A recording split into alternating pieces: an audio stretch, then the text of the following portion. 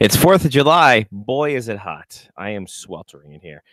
This week, we'll talk about the hotness that was free agency, the hotness that is new coaches, and the hotness, which is the fire burning from jerseys. It's Face Off Hockey Show right now.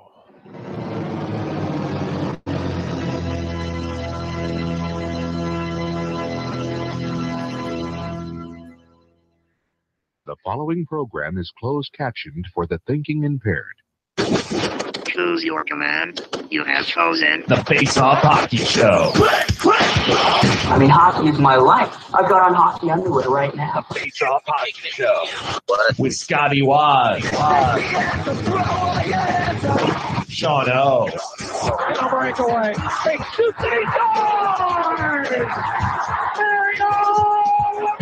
And the P-Boys, Johnny and Mark with the C. Yeah, baby. You believe it not? Oh, yes! Here's your host for the Face Off Hockey Show, Scotty Waz. Hey, everybody. Welcome. It's Face Off Hockey Show. I'm Scotty Waz. Happy 4th of July to you and yours, ladies and gentlemen. You bet. I am in a very hot, warm studio of the Dakotas, as the kids say. Johnny P's there in his cool basement of Glen Burnie, I'm sure. Yep. Basement's cool. Nice. Mark with the Seed's going to be here soon. He had some tings and some stuff to take care of for the show. And then, yeah. It's gonna be the first season, first show of the off season, folks. So get ready for silliness. So yeah, gonna be fun. So Johnny, your week as it has been, seemed like you had an exciting week. Yeah, exciting here and there. My car decided it didn't want to work anymore. Well, I mean, I'll take it this way. The car did not decide it didn't want to work anymore. The car decided that it was breaking up with a belt that was inside of the engine. So got that fixed. However, in getting that fixed, the Stanley Cup was at my work. On Tuesday, yesterday, while I was at home, because my car was in the shop. So missed seeing the Stanley Cup. This only gives more credence, though, to us renting out the Hockey Hall of Fame, right? So that we can do a show from the Hockey Hall of Fame. Because what other way do you go after press credentials than to just go right to the NHL Hall of Fame or the Hockey Hall of Fame? Exactly. So yeah, so like those were the two big things. Last night I went out and hung out at Fridays in Arundel Mills. Didn't realize that place was the Hoppin' Place. Where's the Fridays at Arundel Mills? It's across the street, in the same parking lot as like Safeway, but Safeway's on one end, and yeah, now I know. So my friend knew the bartender, and I was dropping off some Stanley Cup stuff, like a patch, and I had a case for a hockey puck that was extra that he used for an Alex Ovechkin autographed puck. So yeah, all in all, pretty eventful week. I also, as you can see, after having my clippers set for I don't know how long at this point, I decided to open up a bag that had been in the case the entire time, and in opening the bag, there was a half guard in the bag, which I didn't know existed. It's pretty awesome. Gets it real close. So I decided to see what the half guard would do, and just cut everything off again, shorter. Nice. So it's good. The top kind of blends in with the beard now. It's fantastic. Nice. That helps a lot. Yeah, excellent. So, got that going for me. And that's pretty much my week. I have some mellow yellow. Nice. And it's a midweek off day for you, so yeah, Wednesday off day. Kind of weird. Very confusing. Yeah, I don't like it. Don't like it. Then I realize all my off days are in the midweek too, if I have to work a weekend. So who am I to say? I got some more cap swag. My nice stuff from Mom showed up. papers and the special SI edition, and then the big picture that I bought for myself is back there. And I bought myself some new old vintage programs, like the 1979-80 Baltimore Clippers, the new Baltimore Clippers, mind you. This is after they had to move because the WHA came in and took over. These guys were part of the North Stars, affiliation. They played such teams as the Hampton Aces, the Utica Mohawks, and the Richmond Rifles. So, wow, you know, can you imagine a sports team right now being named after guns? No. I was gonna say, is there any? Nope, there isn't. Unless you're gonna say Native Americans. I'm like, well, the Indians still around, and then for now. Yeah, yes, yeah. That's still not taboo. For a sports team, but you don't want to call a team the Bullets or the Rifles anymore. Mm-mm. Well, no, that's why the Bullets changed their name, because they pulled and just like, this isn't going to give me any merchandising money. So.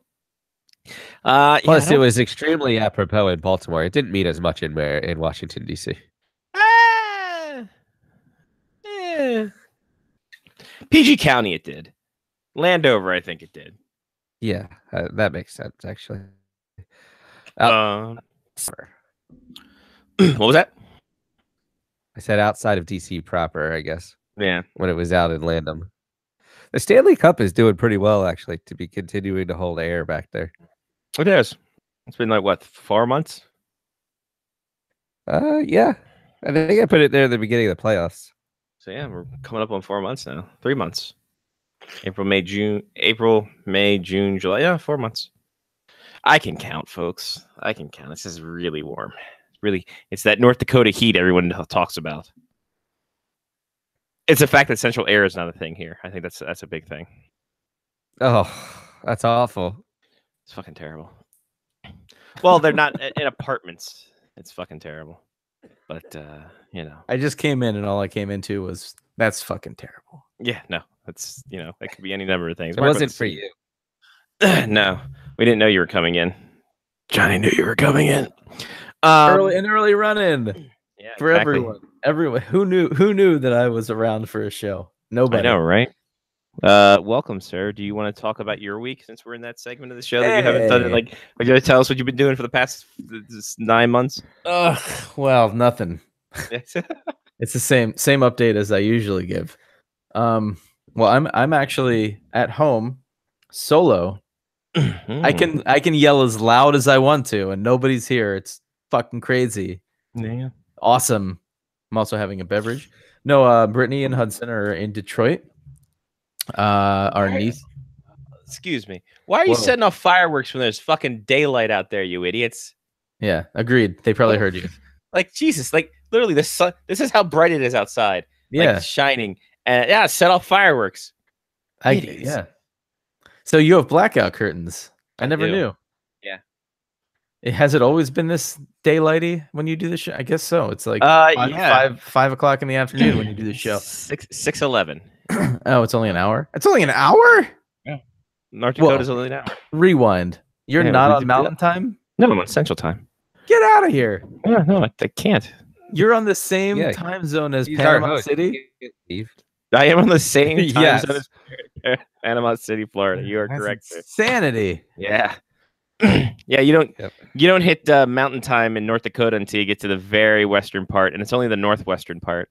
Well, they might as well just call it Montana then. Essentially, no one lives there. Makes sense. All right, why do you? All right, time zone people. Why don't you just draw your lines on? Have we done this bit before? We have. I think time zone people. Draw your lines on already predetermined borders. That's all I'm saying. Because it makes no sense. People that created time zones. Do you think somebody just actually created a time zone? I feel like that probably occurred. Yeah, Newfoundland. Yeah, but well, okay, their own time zone because they wanted to be different. But isn't it like it has to be determined by like sun and stuff, right? Shouldn't time zones change? Yeah, but think about it. Like somebody lives in an adjoining town in North Dakota where if you're like, hey, come over to my house for dinner at 7, and they're like, well, is it your 7 or my 7? And it's Well, like, wasn't Terre Haute like that? no. Indiana. Indiana was Central Time, I think. No, there's parts of Indiana that's Eastern Time. That makes no sense to me. Indiana isn't that big. They shouldn't have 2 time zones. It's insane. Like, it doesn't make sense. I get it if you're like, look, I realize that Ohio is really close to whatever or wherever the time zone difference is between the Eastern and the Central.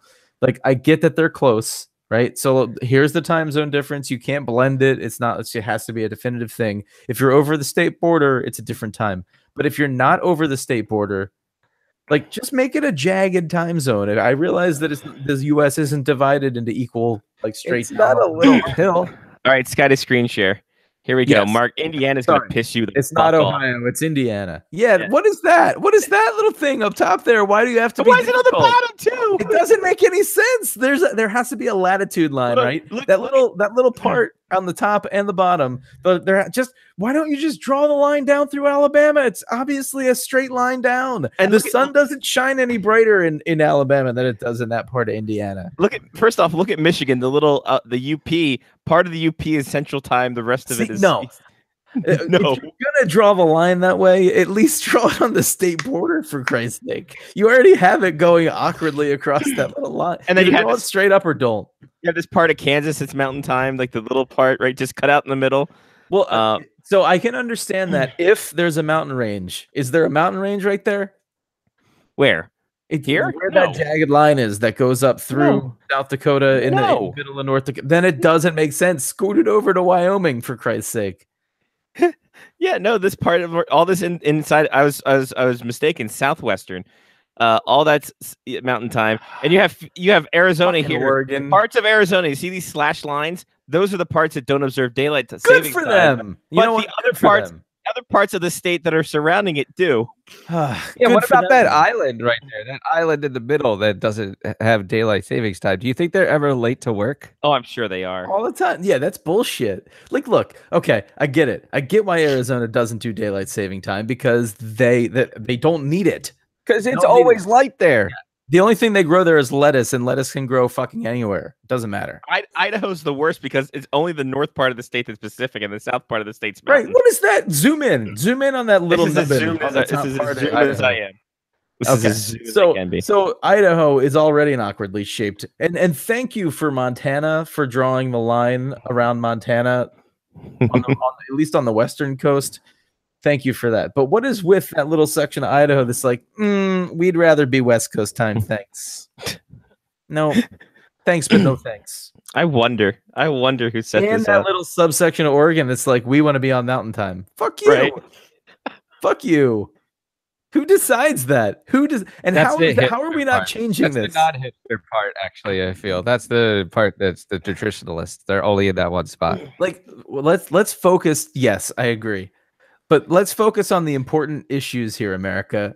Get the time zones re-fucking jiggered here. Whoa, racism. That little top part of Indiana, go fuck yourself. Wow. Language. I thought we're gonna have to mark this. What is it? When I upload it, right? We've been saying fucks all night long. Whatever. And then look at this part of Texas. The really long part of Texas here by El Paso is in Mountain Time. The rest of the state's Central. We've mentioned the Florida. Half of the Panhandle of Florida is in Central Time. Half of Kentucky and half of Tennessee is in Central Time. Because Johnny and I, when we drove over the line. Yeah, we drove over the line. It has a sign now entering Central Time, now entering Eastern Time. And Kansas, that little piece of Kansas by Denver. God, that is so annoying. What's the most annoying? Is it the two slats into Indiana, the part of Kansas, Idaho as a whole, or that part of Oregon that is just contiguous to stay on the Mountain Time zone? So I'll rank them. I have a top 5. Mark with a C power rank. Or, by the way, UP as well. The UP. Yeah. So my top 5 is that little nubbin of Idaho that bothers me a lot. That little nubbin on the top side of Idaho. Mm-hmm. You mean the middle finger there, over there? Yeah. Oh, well, let me start with 5. I'll make that 5 because it bothers me, but I think it's just stupid. I meant like the least bothersome is that little nubbin. The second least bothersome to me is the little nubbin coming off into Kansas there. I mean, that is stupid. But come on, it's Kansas. It's all flat. Nobody really cares. Whatever. Probably no one lives there. You're not to the mountains anyway. Whatever. It doesn't really probably affect that many people. My third is maybe I only have a top 4. I don't know. But my third, possibly fourth, is Indiana for sure. We'll make that number 3 and number 2 because it's 2 separate parts. That is such bullshit. That is 2 parts of the state. Like that middle part of the state was like, look, there's a line already. It's between Illinois and Indiana, and this makes sense. And those 2 guys are like, no, go fuck yourself. We want to be on Central Time. Fuck you. It's like, okay, because they were from New York. Yeah. And then the number 1 that bothers me the most is the tiny part of the UP that's in Central Time, even though it goes parallel to the border of Wisconsin already. They could have just scooted it down like 50 miles and we would have been fine. That bothers me the most for sure. El Paso, Texas doesn't bother you? No, and Texas is so big and like the dick sticks out kind of far to the left there. So Fair. I understand they need to like circumcise and make that part of, because that easily would have been way too far into Mountain Time. Yeah. That would have made a pretty big difference. So I get nipping the tip on that. How great would it have been if the Upper Peninsula was Central Time and the other peninsula of Minnesota or Michigan was fucking East? Because it's possible, right? There's look at all the way down in Alabama. Half of Michigan could have been Central Time except for the UP. Yeah, that'd been great. Now, my question is, when you're up in the UP compared to Alabama, as far as latitude goes, I wonder if the sun is out longer up that high. No, it isn't, right? Well, yeah, in the summertime, it would be out longer the higher you go. Just like Iceland has like 20 hours of daylight in the summer. Right. Yeah, no, you're absolutely right. So maybe feeling that when the NHL was putting together the new conferences, they talked to the people who put together the time zones. I'm pretty sure they did. They had to have, right? By the way, I'm not They're sure. like, no, just draw lines wherever you want to. We've been doing it for years. Now we'll put Winnipeg in the southeast. It's fine. I'm not sure how me recapping my week got us here, but I love it because I love a good time zone conversation. It's great, especially when you realize that the Dallas Cowboys are in the NFC East. Yep. When you realize that, it's kind of just like, oh, well, shit, here we are as a people. They've always been in that area too. Yeah, like, it's I know. Not like they moved. No. Nope. You mean they weren't the Raleigh Cowboys for a while? That'd been great. They didn't play the Packers all the time. Let me see, Mountain Time. By the way, no DST outside of Navajo Nation. So Navajo Nation is a part of Arizona that isn't part of the that is part of the daylight savings time. So the Navajos are the ones in Arizona who reserve the right to have daylight savings time. They said the rest yeah. I feel like they should have that right. So Arizona as a state doesn't agree with daylight saving time, but the Navajos are like, JK, we want to do it. Yeah, no. Well, they did grow up here.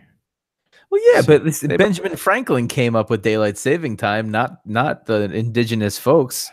Why? I don't. That's like a flip flop. I feel like the Navajos would have been like, we lived our entire lives not doing daylight saving time. We don't need this shit. There's a whole Wikipedia entry for time in Indiana. I need to read that, and then I need to probably smash something. So Indiana observes Eastern Time, except for 12 of its 92 counties, which observe Central Time.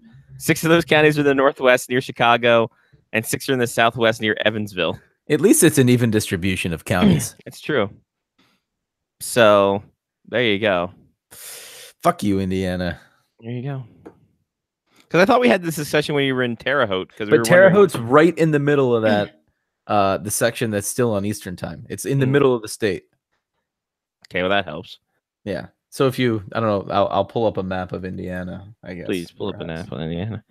Controversy. Oh. The decades-long Indiana time zone debate remains controversial. Some argue that the entire state should move to Central Time, while others would prefer to have the state return to the non-observance of daylight savings time. Oh, so those are also the people who don't give a shit about going an hour back or up. Oh, that's great. Oh, those people are the best. There's a Central Time There's probably a reason that Earth is flat. Central Time Coalition. One group believes that Indiana should be in Central Time and is the Central Time Coalition formed in 2009. The group stated reasons for restoring Central Time to Indiana includes the following claims. All of Indiana is geographically situated in the Central Time Zone as defined by the line of longitude 90 degrees west. Yes. Thank you. That makes sense. With a natural eastern border being 82 degrees 30 minutes longitude west, running east of Columbus, Ohio. There's a significant cost to education in terms of lost hours of education due to 1 and 2 hour school delays. Okay. I can believe that. Since Indiana's adoption of Eastern Time, there has been an increase in vehicle accidents. On this one's a kicker. Indiana's teen suicide rate is higher than the national average. Okay. Wow. I don't know if that has anything to do with time. Maybe that's me. I mean, people who have seasonal affective disorder, maybe that could maybe Well, if that's a it was case for dark not getting outside. rid of daylight savings time. All right, so look, so really quickly, you see Evansville down on the bottom left. You see Gary, Indiana. What an asshole, It would Gary.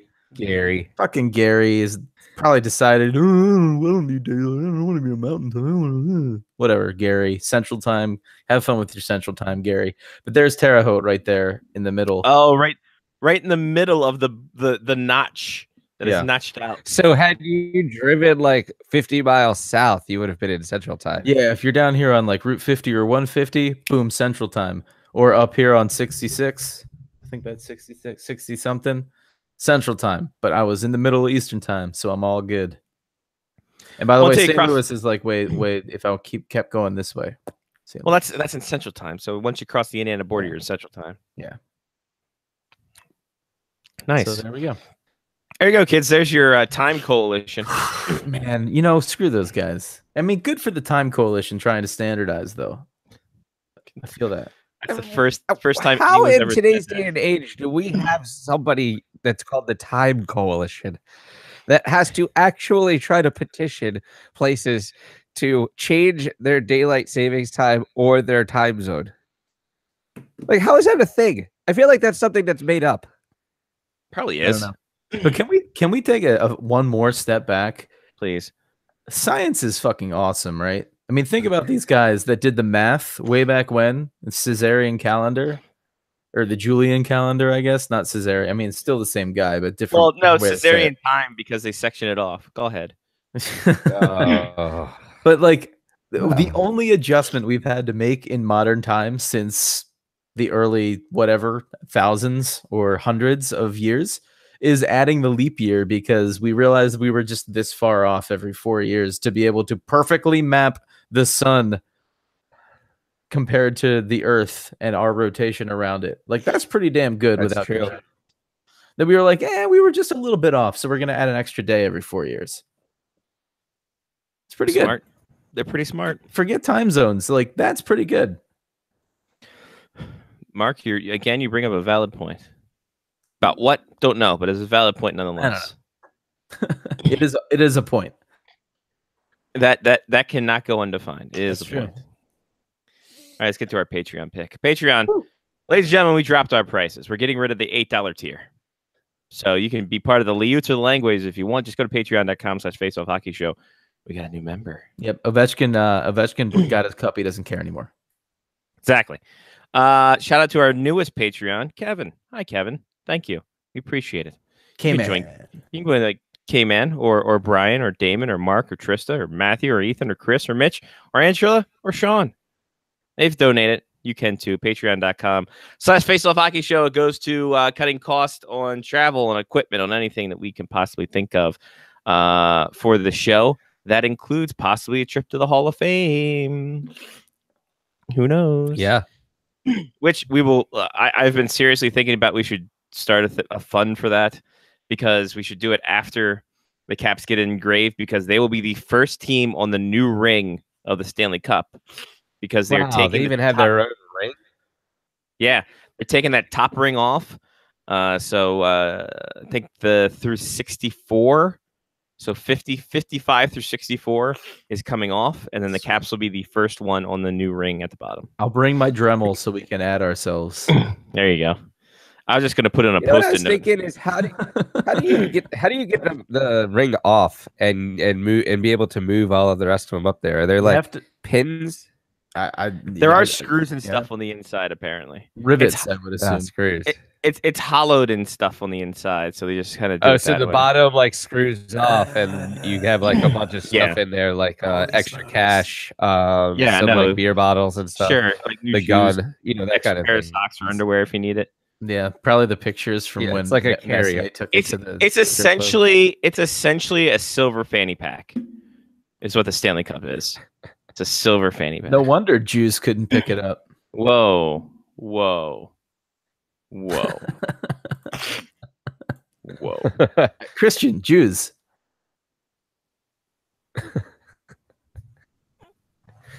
Want to No. breathe? Let it breathe for a bit. Let it breathe and wonder why we can't get credentials. Come on, that's his name. Yes, Christian Juice. Not That's Jews. what I said. You said Jews. Oh, whatever. Potato. I say potato. Or you say potato. I say get the fuck off my lawn. All right, it's the Patreon. Yeah, this Idaho. week. Exactly. Take that. Your top part of even the top part of the state. It wasn't even like half the state. It was just the top part. Anyway. Favorite American hockey player. It is the 4th of July as we celebrate today. And then of course USA Hockey produced a decent amount of people. We should do a top three or top 4 list on the 4th of July. Top 4 American hockey players all time, if you can believe it. Interesting. If we want to go around the horn. Around the horn. I don't know. Right off the bat, I'd have to say Mike Modano, probably one of my favorite guys. Very underrated guy He was who First one that came to my mind. yeah, a guy who played in Dallas, played very secretly in Dallas for a long time, but put up fantastic numbers. 1,359 points, 557 goals, almost 1,500 games. Hell of a guy. And then finished his career as a Detroit Red Wings legend for those 40 games. You kind of look back at that and it's like, well, that probably tarnished his legacy just a little bit. Mm-hmm. Just playing he played 100. He literally played a game under 1,500. He played 459 games for Minnesota, Dallas. He played 1,499 games in the NHL. Just barely missing out on that special. I don't know what 15. What do you get for 1,500? I don't know. Diamonds. So I have to look up the anniversaries. Look at that anniversary. And then 1,374 points overall. So can we agree that we need to take Brett Hull off this list? See, therein lies the great question. Is Brett Hull considered American? Played for the Team USA. Played for Canada. Did he? Yeah, I thought he played for Canada. I thought he played for Canada for like one tournament or something and then switched. And then he took that year off to transfer. Yeah. He needed a red shirt for a year. Yeah. I don't know if he played for Canada or not. Let's take a look. See international events. You may be right. Nope. He was born in Belleville, Canada, right? So that's what this thing says that I'm looking at. Yeah, he was born in Belleville, Ontario, but he claimed U.S. citizenship. What? Because Bobby was in the United States when he was born. Because he was probably playing for. Well, no, because he was born in Ontario. So how does this work? Because his mom's American. Okay, thank you. That I think that's how it works. all right. That was a lot of outrage for a very. That was simple just kind of explanation. man, Mark. So I don't know. Madonna for sure, number one for me. John. Yeah. My what was it? Damn it. I had somebody. My number one, I think, is Brian Giunta. Ooh, interesting pick. like it. I liked watching him play. I mean, obviously not just as USA Hockey. On a whole, Brian Giunta was a good devil.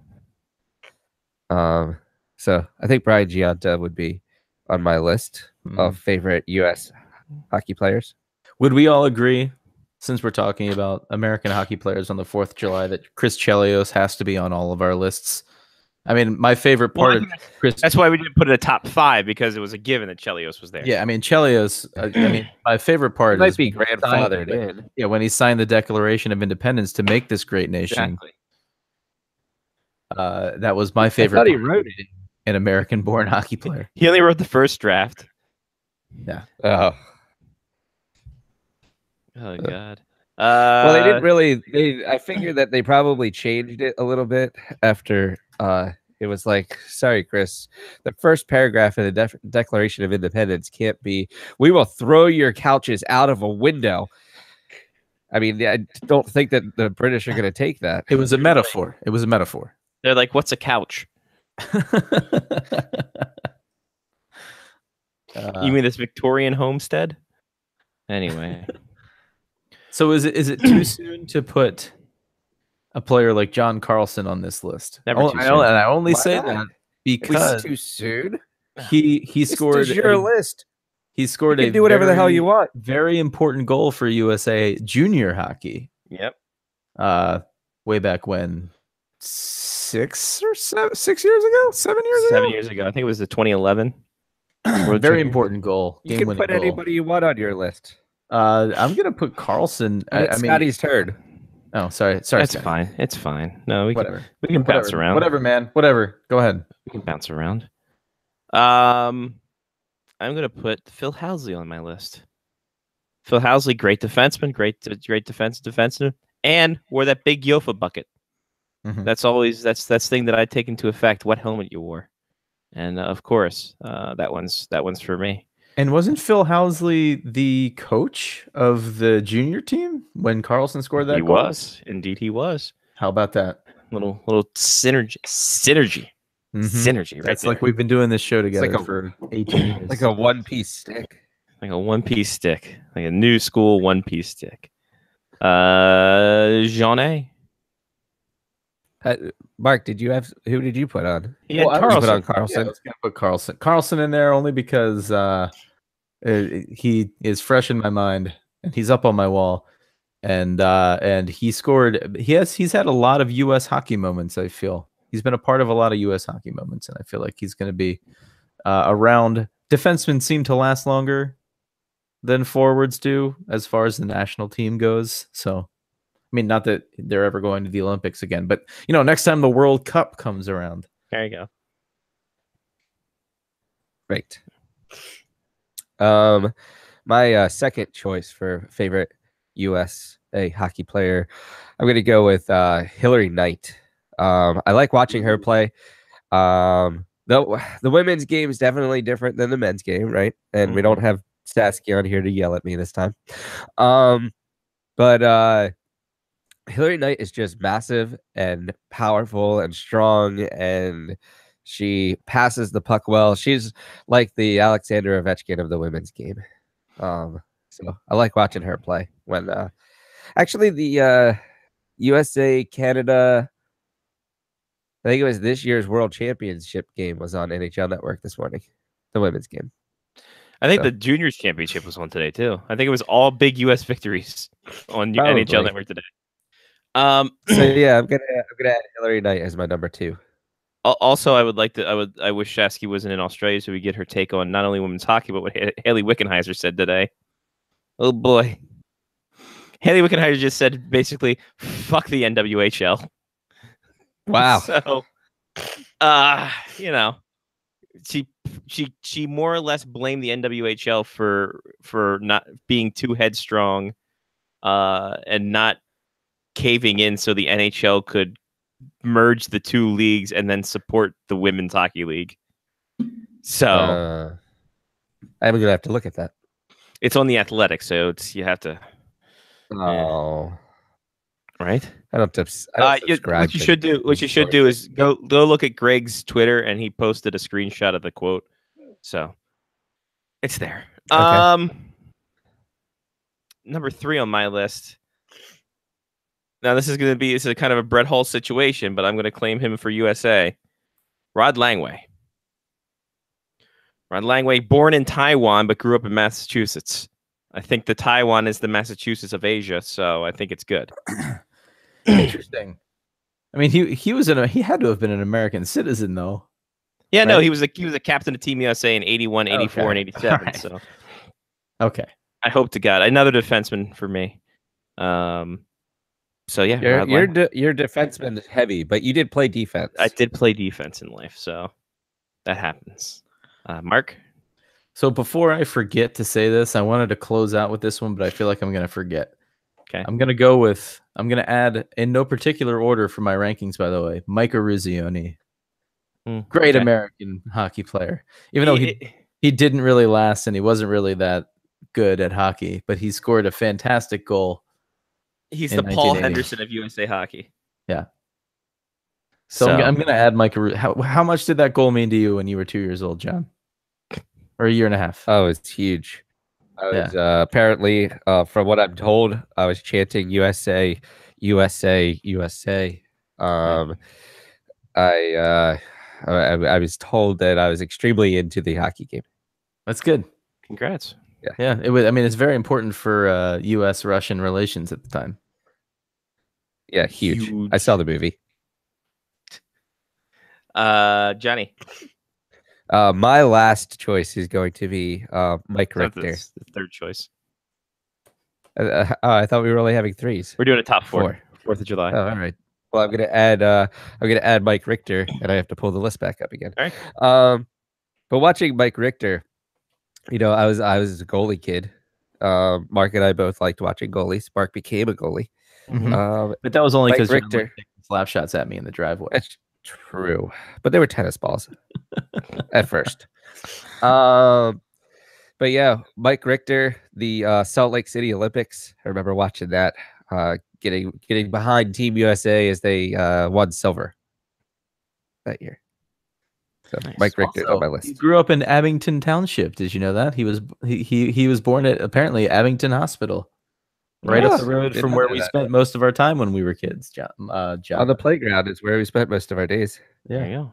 Look at that, Abington Township, Pennsylvania. All right. For my number 4, I'm going with the other Rangers goaltender from that era, John Van Beesbrook. Nothing in particular. Definitely not the racism. But I liked watching him play, and I think he was pretty much the one that helped propel the Florida Panthers into their early success. And then he left, and the team went to garbage because Roberto Luongo is only one man when you don't get any scoring. So happened. So there you go. Mark, you're 4th. Well, to close us out, A lot to choose from. there are a lot to choose from. Unfortunately, all of my memories are recent memories for USA hockey. I want to say TJ Oshie because of that shootout game against Russia, but as far as helping the program as a whole, It's just our favorite. I don't think we don't need. There's no condition. all right, Who you want? give me Brian Leach. I'm going to take Brian Leach. Brian Give me Leach. Brian Leach. Brian Leach. Corpus Great Christi, defenseman. Texas. Yeah. Many years as a great defenseman in the NHL. Probably did wonders for did Leach ever have a curve on his stick that could be purchased? I feel like Leach wasn't really that guy that was like, buy the Leach curve. I don't think any guys were like that, but I think they don't know if they Easton put one out because he was an Easton guy. I think you they could buy might the have. Madonna curve, you could buy the LaFontaine curve. Sakic had a curve. I have a Sakic had Sakic curve. I had the coffee curve. Housley definitely had a curve. Yeah, I don't think Leach ever had a curve. he might probably not. Hey, let me Anyway. check. Hockey Monkey. Hockey Monkey has the blades. 2009. Oh, Steve. Hall, Getzlaff, Camilleri, Parise. No, it doesn't look like it. Didn't you use the Housley curve? I used the coffee curve. Coffee curve. It was like the fucking banana curve. That thing barely legal. Just the way I like my ladies. High fives. Johnny, you're 4th. I'm gonna have to save us, I think.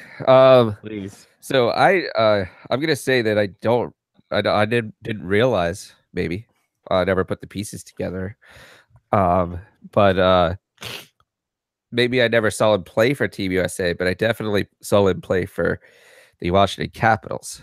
And that is Steve Konowalchuk. Oh, Kano, yes. He makes my list of top 4. He was very influential during the early years of watching the Capitals in my life. With him and Michael Pavanka and Kelly Miller.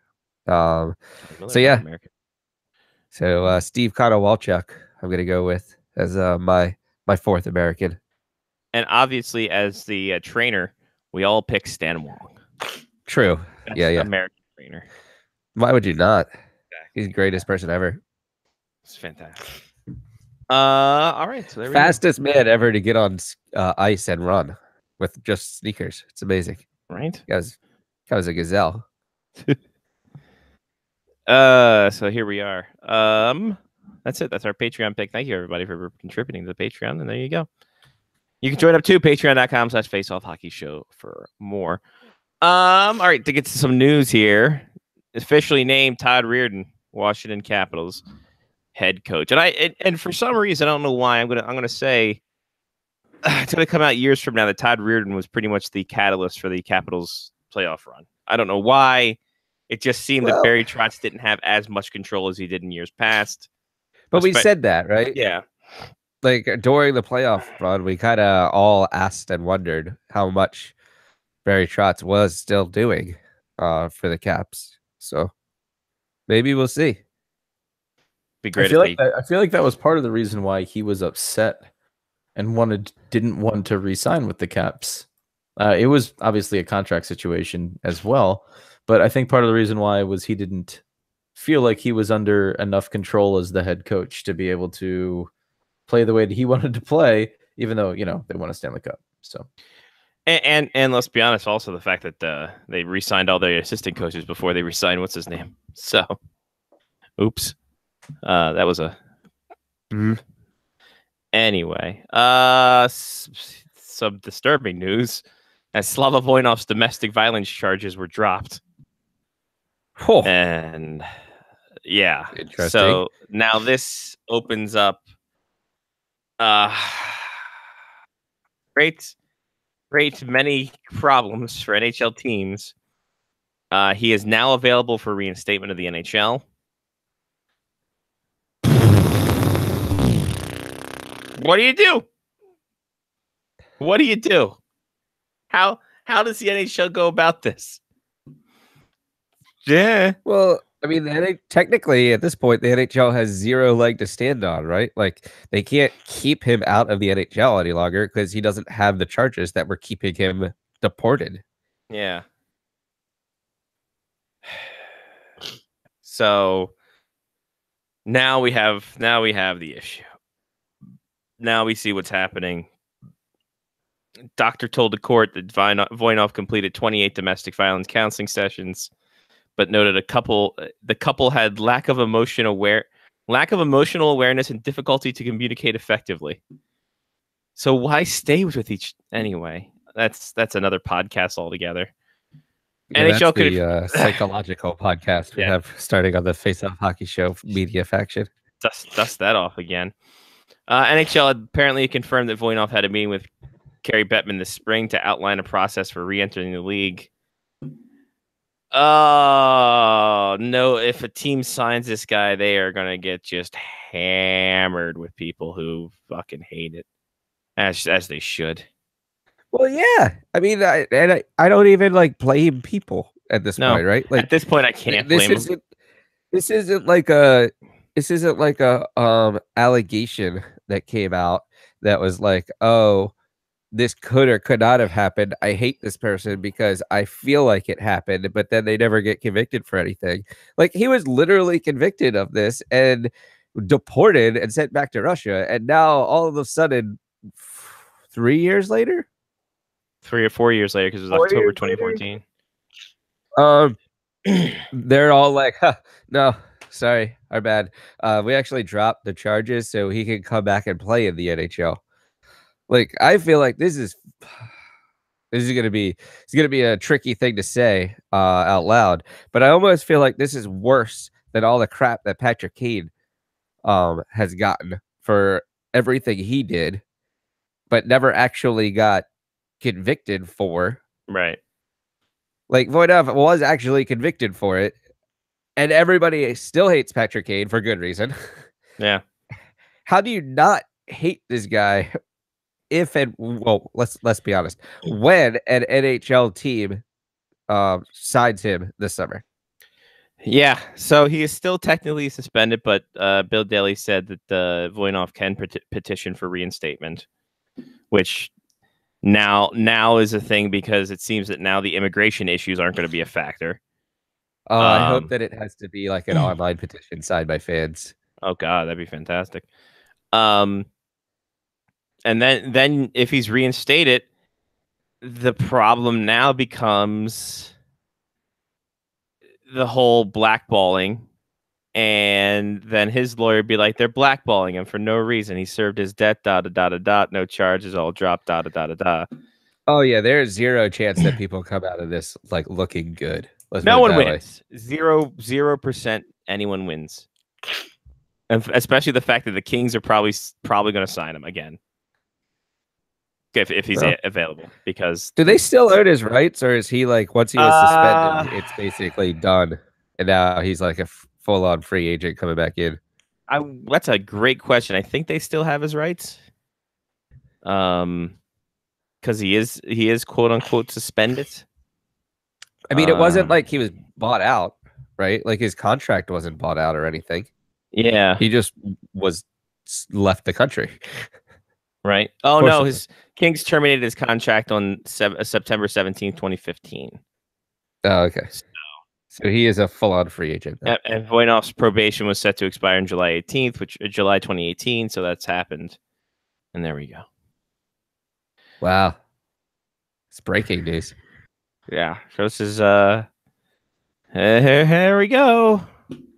Boy, good luck to everyone involved. Speaking of Russia, now Yakupov going to SKA St. Petersburg. He's picking his career up there. And Johnny, you made an interesting point last week. It holds true today. Yeah. Yep. Yeah, people love that tweet too. I sent it out after Should. he said that he was going back. I fully see Nail Yupakov being one of those people that go to the KHL, becomes like a absolutely fantastic hockey player again, and then comes back and signs in Florida. Yep.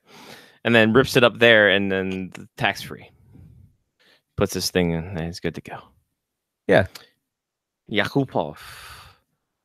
Man, the Oilers fucking ruined him. Yeah, since the Oilers definitely destroyed that child's career before it even started. Okay.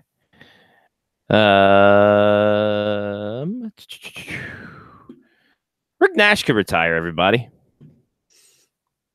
Richard McLaren Nash is his full name. That's weird. Anyway, he has told teams not to look at him for free agency because he might retire due to head injuries. So there's that. He missed He missed 3 weeks in the season last year due to concussion, along with groin, knee, back injuries through most of his career. I feel 34 years old. Yeah, he had some concussion problems when he was still in Columbus, I believe, too. You are correct, sir. Way back when. Yeah. So this could be the end of the line for Monsieur Nash.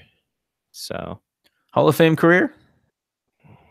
no. No, I agree. I just figured I'd bring it up since we had that discussion last week. It's Hall of Good career, I think. The hallway of fame. Exactly. The hallway of fame is perfect for him. 805 points, 437 goals. Wow, he scored a lot of goals. Only 2 seasons of 40 goals or more. 3 seasons. Yeah, so kind of dropped off the past few years thanks to injuries and stuff of that ilk. So, well, we'll hate to see him go. We'll see how it goes. We'll see how it turns out. Maybe just needs a year to recover, see how it goes out for him, and then try again next year. There was a rumor put out by Dave Pagnotta of the Fourth Period saying that the Ottawa Senators had a deal, had someone offer that to buy the team, and that Melnick had said no, but he's in discussions with his people to see if there's a right price. Bill Delly said there's no movement on those chicken fingers. Ottawa has not expressed any interest in selling, so it's a non-story. If somebody wants to buy a franchise, why would you pick Ottawa? Unless they're just not planning on moving them anywhere, perhaps. Well, Probably let's on the- be honest right now. Ottawa hasn't had really good press going on. Maybe their value is a bit depreciated. Yeah, not Or really good. You're buying low at this point, is what we're saying. Though I wonder Yeah. what the price would be. $27. I think that's a good deal. It's probably at least $1 for every mile that it's outside of town. The arena. Right. So like the biggest thing here is what happens with Erik Karlsson, because once they get rid of Erik Karlsson, which it looks like he could be going to the Dallas Stars. wow. So they seem to be the front runner right now. Apparently the Blue Jackets have reached out. Everyone's reached out to the Senators about But Karlsson. the Islanders said that if he goes somewhere else, it wasn't for lack of trying. We gave him all the money in the world, basically. I mean, I'm paraphrasing, obviously, but For Karlsson or Tavares or both? Carlson. Okay. They said that afterwards as well, that they've met everything Ottawa needed, and they have given Carlson as most money that they could, or something to that effect. So if he goes somewhere else, it's not because we didn't try, is effectively how it came Well, it's out. probably like a sign and trade situation, because Ottawa put up there 8 years over 80, 8 by 80, 10 million a year. So Yeah, but that's not even Drew Doughty money. no, it's Jeez. not. Drew Doughty, who did it without an agent too. So So he apparently, saved on all those fees. yeah, I know. Save that. It's great. Left money on the table, but it doesn't matter. So there's that. Looks like they're looking for a couple prospects, a pick, some other people, some other things, and some other stuff. So Ottawa trying to get the most out of their money that they're not going to get in return, in all honesty. So apparently the pieces involved Miro Heiskanen, a star rookie defenseman, My or second prospect favorite defenseman, Miro. right? Matthias Janmark, who's a winger and a first-round pick in 2019 for Erik Karlsson. Another thing is the Stars giving up on Julius Honka. My third favorite, Julius.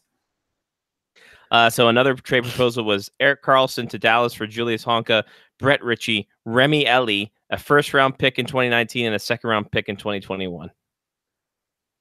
So obviously the Julius Honka experience is over.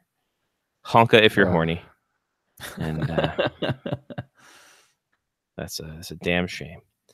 So we'll see the trade of Erik Karlsson. But yeah, how much could the Ottawa Senators go for? Like, in all honesty, for the arena too.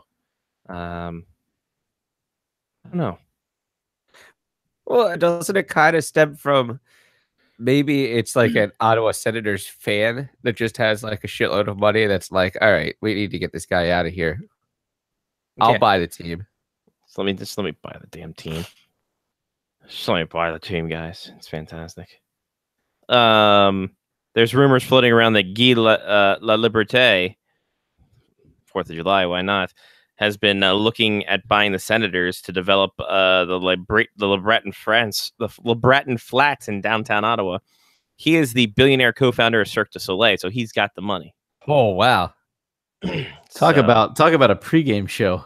right. Hell yeah. Fuck Vegas, Vegas has got nothing when you have people jumping through flaming cubes. right? They're fantastic. So we'll see how that goes.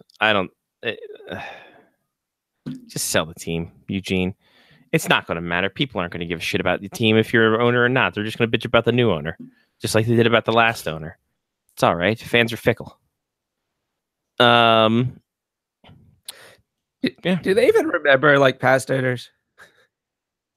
No. Like, is there a point where you like bring somebody back maybe, and you're like, oh, thank you for owning the team, and give them like a gift or something, and then Well, I send them think on their if it's the Ottawa Senators, when you had like so many owners, including the NHL at one point, doesn't really matter. Yeah. But the Caps, I mean, Abe Poland, people remember Yeah. him. But Ted Leonsis does a really good job of like mentioning him, I guess. Oh yeah, no, yeah, and it's also because they've had 2 owners in their lifetime, Right. so that helps. I don't think people remember Bruce Firestone. They might. I don't know. It's tires. Yeah, It's true. he blew up He blew it up. in flames. If Ottawa only had the Ottawa Civic Center back that held the 9,500 people, that would have been fantastic. They'd be able to fit all their fans in there, and it would have been in downtown. They wouldn't have had to worry about reselling tickets for playoff Right. games. We'd have to worry about shutting down sections of the upper deck. Been fantastic. But nope, here we are. Jarrett Bull retired, everybody. Congratulations to him. 11 seasons. My favorite Jarrett. Really? Yeah. I I was don't know many other Jarretts with a T. I mean, unless you're talking about Jeff Jarrett. No, this is Jared. Jared. Oh, Yeah, definitely it's not my Jarrett. favorite Jared. Then I thought it was a Jarrett Bull. I thought it was Jarrett Bull. Jared. I think of Stoll. Yeah. Jared Stoll. Yeah. Jared Stoll. Hmm. He's not my favorite Jarrett. I wouldn't think so. I would hope not. Tim Hunter has been named Canadian World Junior head coach. If you Okay. remember Tim Hunter, and I do.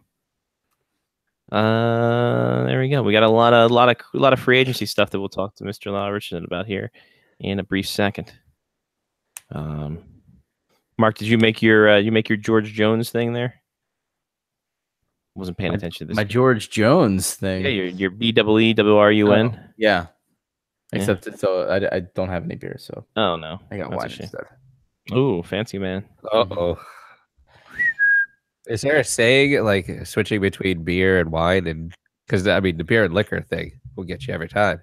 I feel like it's just a slippery slope upwards. Beer An before upward liquor. Never been sicker. Well, yeah, because slippery slopes don't go up; they go down. Right, right. It's true. That was Beer so before stupid. wine, I'll be fine. Is that how it works? But you're still going up with alcohol content, right? So I don't know. I guess never we'll knew find that. I out. think this is in the beer before liquor section. Okay. Beer before liquor. Get drunk quicker. Liquor before beer. Look, it's Pam Grier. I don't know. That's not. I'm a big fan of Pam Grier.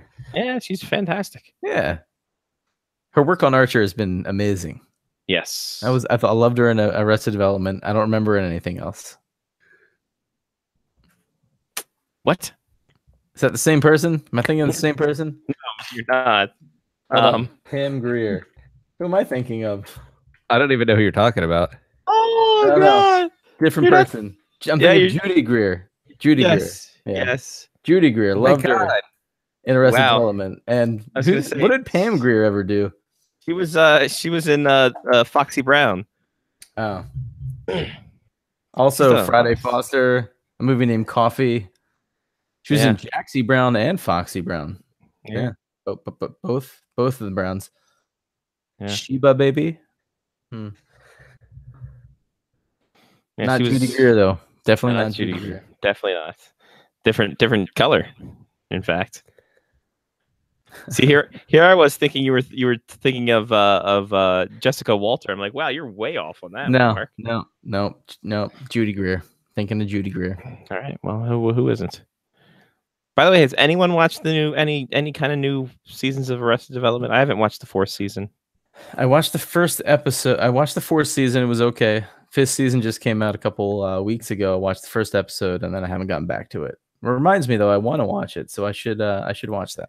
I don't know. I think once it disappeared for me, I'm like, I'm done. I've done it. They ended on a good note. It's like Futurama, keep coming back and then leaving and coming back again. That remix sound you hear only means one thing. It's Lyle Richardson from SpectresHockey.net. Lyle, what is happening? Happy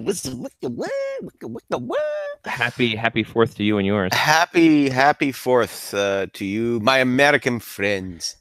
Happy 4th. How was your Canada Day? Oh, Canada Day was the usual. You know, everybody else was out having fun, and I was working until 11 at night. But that's okay. That's okay. Hey, you know, that's the price you pay for doing a job you love. Sometimes that is. Do you all swim in pools of Molson Canadian on Canada Day? I just have a visual of just filling pools up with Molson other Canadians, I'm sure do. Me, I'm more of a craft beer guy, as you know. So I don't swim in moose piss. Yeah, I swim in actual beer. Unless the craft beer is actually called moose piss because hipsters well, yeah, exactly. If that would be different. I'm glad you said actual beer because I thought you were gonna go. I don't swim in moose piss. I swim in actual piss. Yes, exactly. Little golden showers all around. Little R. Kelly situation. Wow, that's a completely different jacuzzi. Oh, indeed, sir, indeed. But hey, no athlete's foot to be found. And it makes your hands better, so you don't have to wear batting gloves when you step up to the plate. Apparently. Shout out Moises Alou. Ay. So Lyle, crazy things on Canada today, including you guessed it, John Tavares going to Toronto. Boy, people were Well, if you're in Leafs Nation, yeah, you were thrilled. If you're if you were long suffering Long Islander fans there, not so much. No, that just added more to your pain. Fuel to the fire. Yeah. We didn't start the fire, Johnny. John Tavares did. Oh boy. So I loved your comment too, Johnny. But like you're seeing people on these Islanders fans on Twitter who were burning their jerseys. Well, Greg was asking people for videos. I know, it was crazy, and it's just like, what are you doing? I'm like, it must be nice to have what does the authentic NHL from the authentic NHL.com store? Well, if it was Reebok, it's probably about $250. Yeah, about $250. So I mean, if you're spending that it must be nice to have that much money to spend on a genuine John Tavares jersey, that then turn around and burn it. I mean, yeah. And they're going to turn around and in 10, 20 years time when he's in the Hall of Fame, they're going to be like, oh, dude, I used to have an authentic John Tavares jersey, but then I burned it in a stupid drunken fit of rage. And now that jersey's worth $10,000 and I'm an idiot.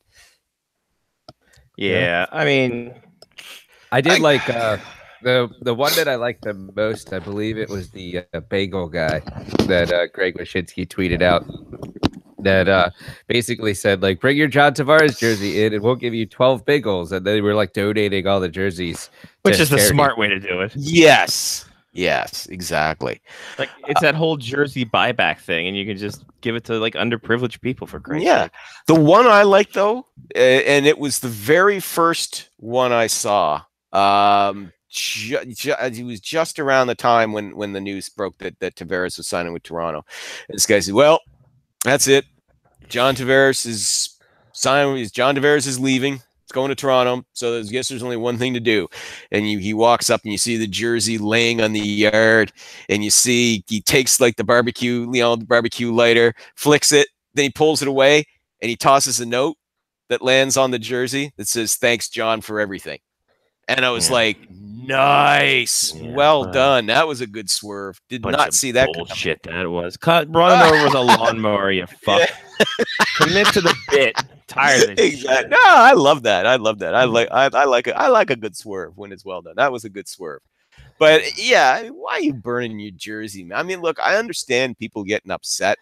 If I was an Islanders fan, I'd be upset. And this is just another, friggin' kick in the nuts for a fan base. It's just had nothing but constant kicks in the nuts since the late 80s. But yeah, they did enough nut kicking in the late 80s. I think they deserve a few back.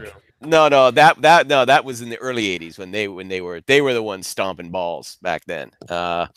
Since then, You are the ones who are the ball lickers. Yeah, those are the ones been downhill ever since. But you know, I mean, sure, I can understand being upset and everything like that, but to be moved to burning your jersey, I mean, come on, that's just stupid.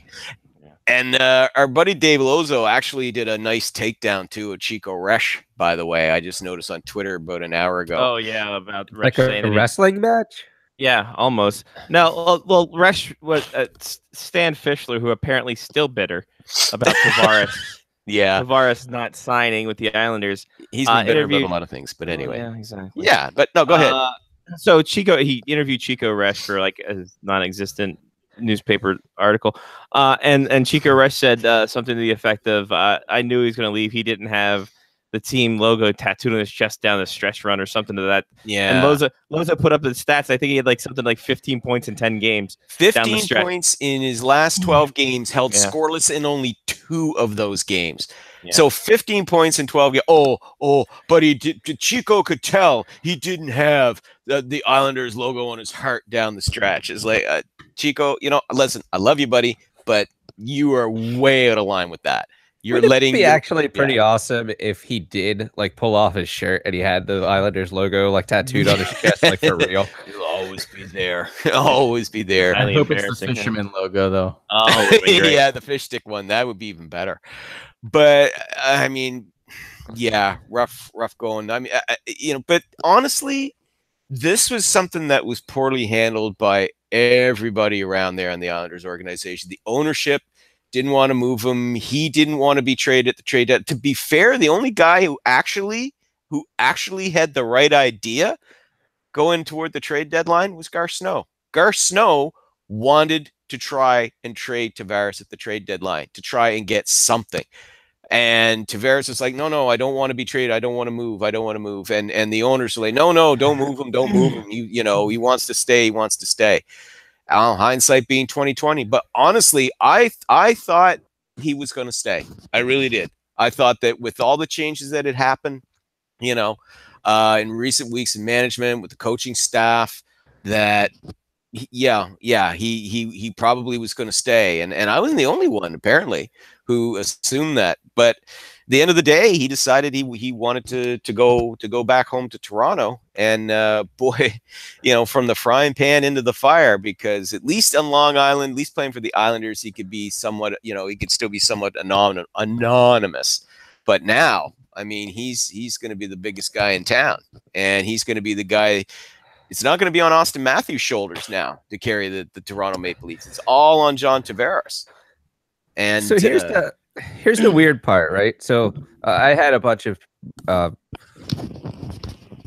fans tweet back to me after I made the comment again that this is how you destroy your young franchise center's confidence, is by bringing in somebody who's another top line center. But the main point that any of these fans made was that now Austin Matthews isn't in the limelight and he can play hockey and he can do this and he can do that. But John Tavares has never shown that he wants to be in the limelight. No. I mean, he never has. So how is this a good idea to anybody, to Toronto, to Tavares? Like, how is all of a sudden Tavares going to be like, you know what? I was just kidding over the last 8 years. I actually love being the center of attention. Like, it's not going to change. Well, and here's what's going to make matters worse when they name him captain. Oh, and that's coming. Absolutely. That's a no de facto. doubter. Yeah, exactly. Now, with regards to Austin Matthews, I mean, my initial reaction to Johnny was, oh, geez, you know, yeah, way to wreck the confidence of the kid that you branded your franchise player. But apparently, Matthews was part of their pitch to get Tavares to come to Toronto, and he was thrilled. By all accounts, he was thrilled that Tavares is coming to Toronto.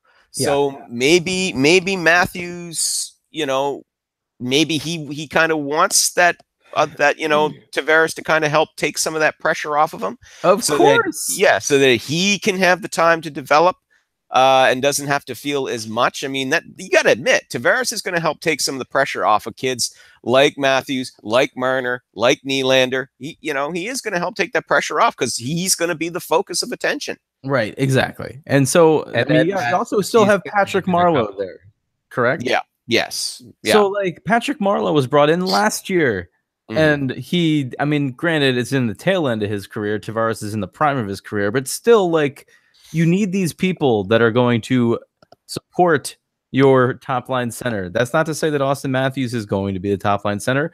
Even in Washington and Pittsburgh, top line center is a quote unquote, like, there is no number one line in places that have centers that can that have multiple centers that are considered really, really top line Pittsburgh. centers. You know, Pittsburgh.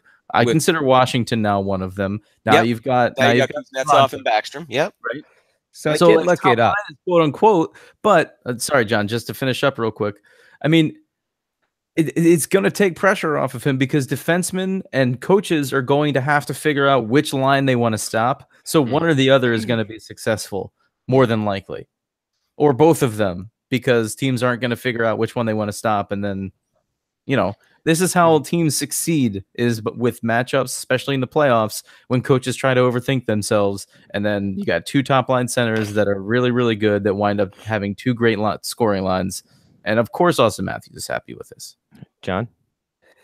Yeah, so I did look it up because I was interested with the Capitals. And Kuznetsov's time on ice has progressively increased Mhm. as he has become the second line center and effectively now like the first line center, 1A, 1B, whatever. Backstrom's ice time has gone down Mhm. in this same time frame. So effectively what we're saying, if this extrapolates to the Maple Leafs, is now a kid that has been playing top line minutes for the past 2 years will be playing a minute to a minute and a half less every game than he was playing. So is that good for somebody who's 20? Is it bad for somebody who's 20? Who knows, right? But the truth of the matter is now he's going to be on the ice less than he was Mhm. the last 2 years. Which I think it's fine, in all honesty, for his age. The question now is, what's that going to do for him contract wise? Like when you think about everything now, like he's gonna he's essentially with John Tavares for the next 7 years. Is he okay? Is there going to be a switch in time, and will they be able to, like, in terms of, will Austin Matthews overtake the number one spot again, or is it John Tavares' spot till he gets injured? Well, I mean, it could very easily switch back and forth, and you got to remember too. I mean, yeah, Matthews will be seeing second line minutes, but they could be rolling both those lines. They could be seeing. He's not going to see a significant drop in his playing time. Agreed. And if he ends up posting up numbers as good or better than Tavares this coming season, then contract wise, oh yeah, he's going to be putting in for 10 mil per season easily. I mean, he would, if he hadn't been injured this and over 40 goals again this season, no question. Oh yeah, he would have. Yeah, I mean, you look at how his points per game. I mean, he had something like, I think, 35 goals in 63 games or something like that. So if he had played the full 19 games, as he had played the full season before, oh yeah, he easily would have hit 40. In fact, he would have been pushing for 50. So, I mean, he's only 20 years old. He's only going to get better. And yeah, he's going to get big money. And at some point in the next 3-4 years, if they're together for 7 years, you're going to see a switch in that dynamic, and it'll be because it's just natural. It's just going to be okay. John Tavares is 27, going to be 28. Okay. Austin Matthews is 20. He'll turn 21. 7 years, man. Big difference. Okay. Matthews is yet to hit his prime. Tavares is eventually going to fall out of his prime, and yeah, Matthews will take that spot over. But I don't think that's going to be any cause of any difficult. I mean, for right now, nobody cares. Everybody knows automatically for this season, for sure, it's going to be Tavares in the first line spot. But my biggest concern, though, and I mean, right away, I mean, yes, most Leafs fans are deliriously happy about this, and I understand why they are, and good for them. But again, and I raised this question before when we talked about the possibility of Tavares going to Toronto, who's taking care of the defense? Mhm. Because if you're coming back with that same damn defense next year, listen, you're going to be a terrific team scoring goals. Jeez, oh yeah, you'll score them by the bushelful. And then you're going to get into the playoffs, and then you're going to run into a team that is just going to make mincemeat of your defense, just like the Bruins did in the opening round. And it won't matter that you got John Tavares there. It won't matter, because if you can't keep the puck out of your own zone and out of your own net, and they better hope that Freddie Anderson doesn't get hurt, or that his play doesn't decline any at all. If they're not going to do anything seriously to improve their defense, because Freddie's going to have another heavy workload next season. If he struggles at least a little bit at all, if his play declines just a little bit, they're going to end up seeing more losses than wins. I'm not saying that, they'll be on the wrong side of the ledger and that they won't make the playoffs, but they won't be quite so dominant, and they'll be lucky to get past the second round. Tavares or no Tavares. You're saying their odds bump going up to 7-1 in Cup favorites and being the odds-on favorite to win a Cup. Not the best. I loved that. I love that. Who set those odds? Because Vegas, Vegas. Yeah, well, they don't follow hockey very well, because listen, Lyle says Vegas is not a hockey market. You heard it here on the Hockey Show. Lyle said Golden Knights fans are a fraud. No, that was you saying that. I said that the Vegas. Lyle said Vegas doesn't watch hockey. That's not what I said. That'll be the promo of everything. Roll 220. Okay. Yeah. But no. But when I saw that, I laughed. I like, really? With that defense? Really? Now, I like to think that Kyle Dubas is going to do something to improve that defense, and he better. Because if you're thinking that Jake Gardiner is going to be better in his own zone next season, if you think that Ron Hainsey, soon to be 38-year-old Ron Hainsey, is going to be able to play first-line minutes for you all season long and into the playoffs again, if you're really that confident that Zaitsev is going to bounce back after being consistent last year, if you really think that Mr. 32-game Travis Dermott is, this kid's going to be a top first or second pairing defenseman, if you're really that comfortable in that, good luck to you. You're going to need it. Just try not to be too disappointed when the Leafs lose a lot of 7-6 and 8-5 games, because that's what it's going to be, because that defense is horrible. Gave up the fourth most shots against during the regular season last year. The only reason why their goals against was not significantly high was because Freddie Anderson was standing on his bloody head most nights. But once they hit the playoffs, you look at their playoff record, and that was telling, because they the worst penalty killing. Their penalty killing were the worst, 67% on the penalty kill. That is fucking horrible. Okay, for an NHL team, that's disgraceful, and especially in the playoffs. And they were among the worst in shots against and in goals against. So you tell me that, we're comfortable coming back with this bunch of the same defense next year. If you do, oh boy, I would say don't make those parade plans for the Cup just yet. So let's play hypothetical situation here. Let's say that the Leafs are second in the Atlantic Division, approaching the trade deadline. Okay. They are scoring goals fantastic. They have a great goal scoring pace. Their defense is a little wanting, and Anderson is playing well and he's healthy. Mm-hmm. Do they have the cap room, first of all, and second of all, who do they go after in order to shore up the defense when that happens? As of right now, they have 18 players on their roster, and they currently have 16 million, just over 16 million in cap space. Yeah. Still have to sign. That's more than enough to sign. Yeah, they still have to sign Nylander, and they still have to sign, and then some other people maybe, but yeah. Yeah, but I mean, you could easily give Nylander 5.5 mil. Which is what I think in ballparking of what it could be. Though I could see his agent pushing for more, because hey, kid's coming off back-to-back 61-point seasons, I believe is what he had. So he could push for 6 if he wanted. But I think they'll probably end up between 5.5 mil. You can afford to give him that. You still got enough money to go out and get yourself a quality defenseman to put into that their top 4. I mean, they are there to be had. They are out there. Hello, Justin Falk. He's there. Yeah. Which, by the way, he's getting moved. He's getting moved. If he's not moved, time. That oh my god, the Hahn signing was the thing that nailed it in. Oh, absolutely. I mean, listen, we all kind of figured that the writing was on the wall for him when they brought in Dougie Hamilton, because Dougie Hamilton automatically takes over that top spot right-handed shot on the top pairing. Now you bring in Calvin DeHaan. Well, that takes care of on the left side on the second pairing. So what? Now Justin Falk's going to play third pairing minutes? No, that's not going to happen. Let's shift to the Hurricanes real quick. And the DeHaan signing is one thing. Yeah. This is the signing I didn't like of day one, and I'm not going to like ever. Peter Mrazek signing with the Hurricanes. Mostly because we've seen what Scott Darling can do when he's pushed by somebody else who's a 1B, 2A starter, and it doesn't end well. Yeah. So unless Scott Darling finds a way to find his mojo that made him great in Chicago, I think this is disastrous because they're two very average goaltenders. Well, we've seen enough of Mrazek's body of work over the last 3 years to know. I mean, wildly inconsistent. Some games, like, he can play just like that, a true starting goaltender that we all thought he was once going to be with the Red Wings. But the last 3 years, he's just been terrible.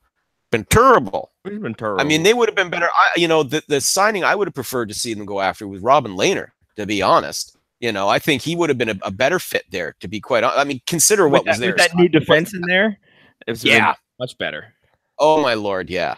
So kudos to Lou Lamoriello anyway for snapping him up while he can. I mean, hey, it's for a year. It's 1.5 mil. What the hell? And you got to admit that defense, I mean, still needs some work here. And then on Long Island, it's still better than what he was facing in Buffalo. So, but yeah, Mrazek, I'm with you on that one. I didn't think that was a smart sign. That's vintage Don Waddell. That's the Don Waddell we all know and love. That's the Don we remember. Yeah. Jay Beagle got paid. Boy, big time. He and Anton Roussel got paid to the same deal. 4 years, $12 million. Now the difference being Roussel is what, late 20s? Around there, I think, yeah. Around there, and Jay Beagle is what, 32? Something like that. Yeah. I mean, good on him. He got the money, but I'm sitting there going, Jim Benning, what are you doing? I get why he wants to bring those guys in. I totally understood that, right? But it's once again, it looked like a case of him bidding against himself. Like, who the hell was going to give Jay Beagle that much money for that long? Yeah. Nobody. No one. Except Vancouver. Vancouver just like, hey. I like it's like it allows me to play closer to Calgary. You know what also allows you to play closer to Calgary? Signing with Calgary. That would have helped too. Yeah. But odds are they wouldn't give him that much money. Exactly. Or that long of a term. No. Didn't Vancouver do the same thing with Matt Pettinger like 10 years ago? Didn't they give him an outrageous contract when the Caps were? I believe they did. That sounds right. I believe they did. The only saving grace for Vancouver here with those signings, what makes them at least tolerable, is that they have a ton of cap room now, and they really are investing more in their younger players and trying to rebuild, with youth. Finally, with the Sedins being retired, they have no choice. But yeah, still. Again, I understood the logic behind it. They want to bring in some better checking line depth, especially at center, So yeah, totally understood the logic behind it, but what they paid, no, not at all. Pettinger was traded for Matt Cook. Oh, so that's depressing. That's kind of not great. Yeah.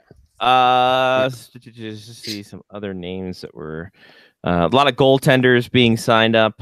Cam Ward to the Blackhawks, Chad Johnson to the Blues, Euro Halak to the Bruins. All in backup roles, by the way. Yep, of course. Laurent Brossoit to a minor league, probably a deal. Michael Hutchinson to NXS. That's a good one. Carter Hutton to the Sabres is an interesting deal to me because of the monies. 3 years, 8.25, just under $3 million a year for Carter Hutton. Terry Paglia doesn't like money, does he? Well, you give the GMs a big bump in cap space, and they're like, "Woohoo, let's go!" Oh, big time, eh? Big time. I mean, I wasn't surprised, but people were, when I was following this on Twitter on Sunday, people were like, "Why are all these third and fourth line guys getting all this money?" And it's like, that's what a nearly $5 million bump in the cap will do. They go stupid. Because to be fair to Jim Benning in Vancouver and to Jason Botterill there in Buffalo, they weren't the only ones handing out crazy stupid money to like pluggers and grinders. They weren't the only ones doing it. Yeah. So. Also, you have to figure that the Sabres have the possibility of 3 first-round picks next season. That'd be awesome. Which they picked up one for the Ryan O'Reilly trade. Which boy, that was a deal. That was something. Woof. Well, I mean, The two guys that they got, the veterans there, I mean, Sabaka and Berglund, I mean, let's face it, they're depth guys. Mm-hmm. They'll help a bit. They're not going to be, scorers. They're not going to be second line guys or anything like that. They'll bring a bit of leadership in there. They'll bring some energy, bring some defensive grip, because really Buffalo really needs help defensively. Good Lord. What a frigging garbage fire that was last year. Their defense was awful.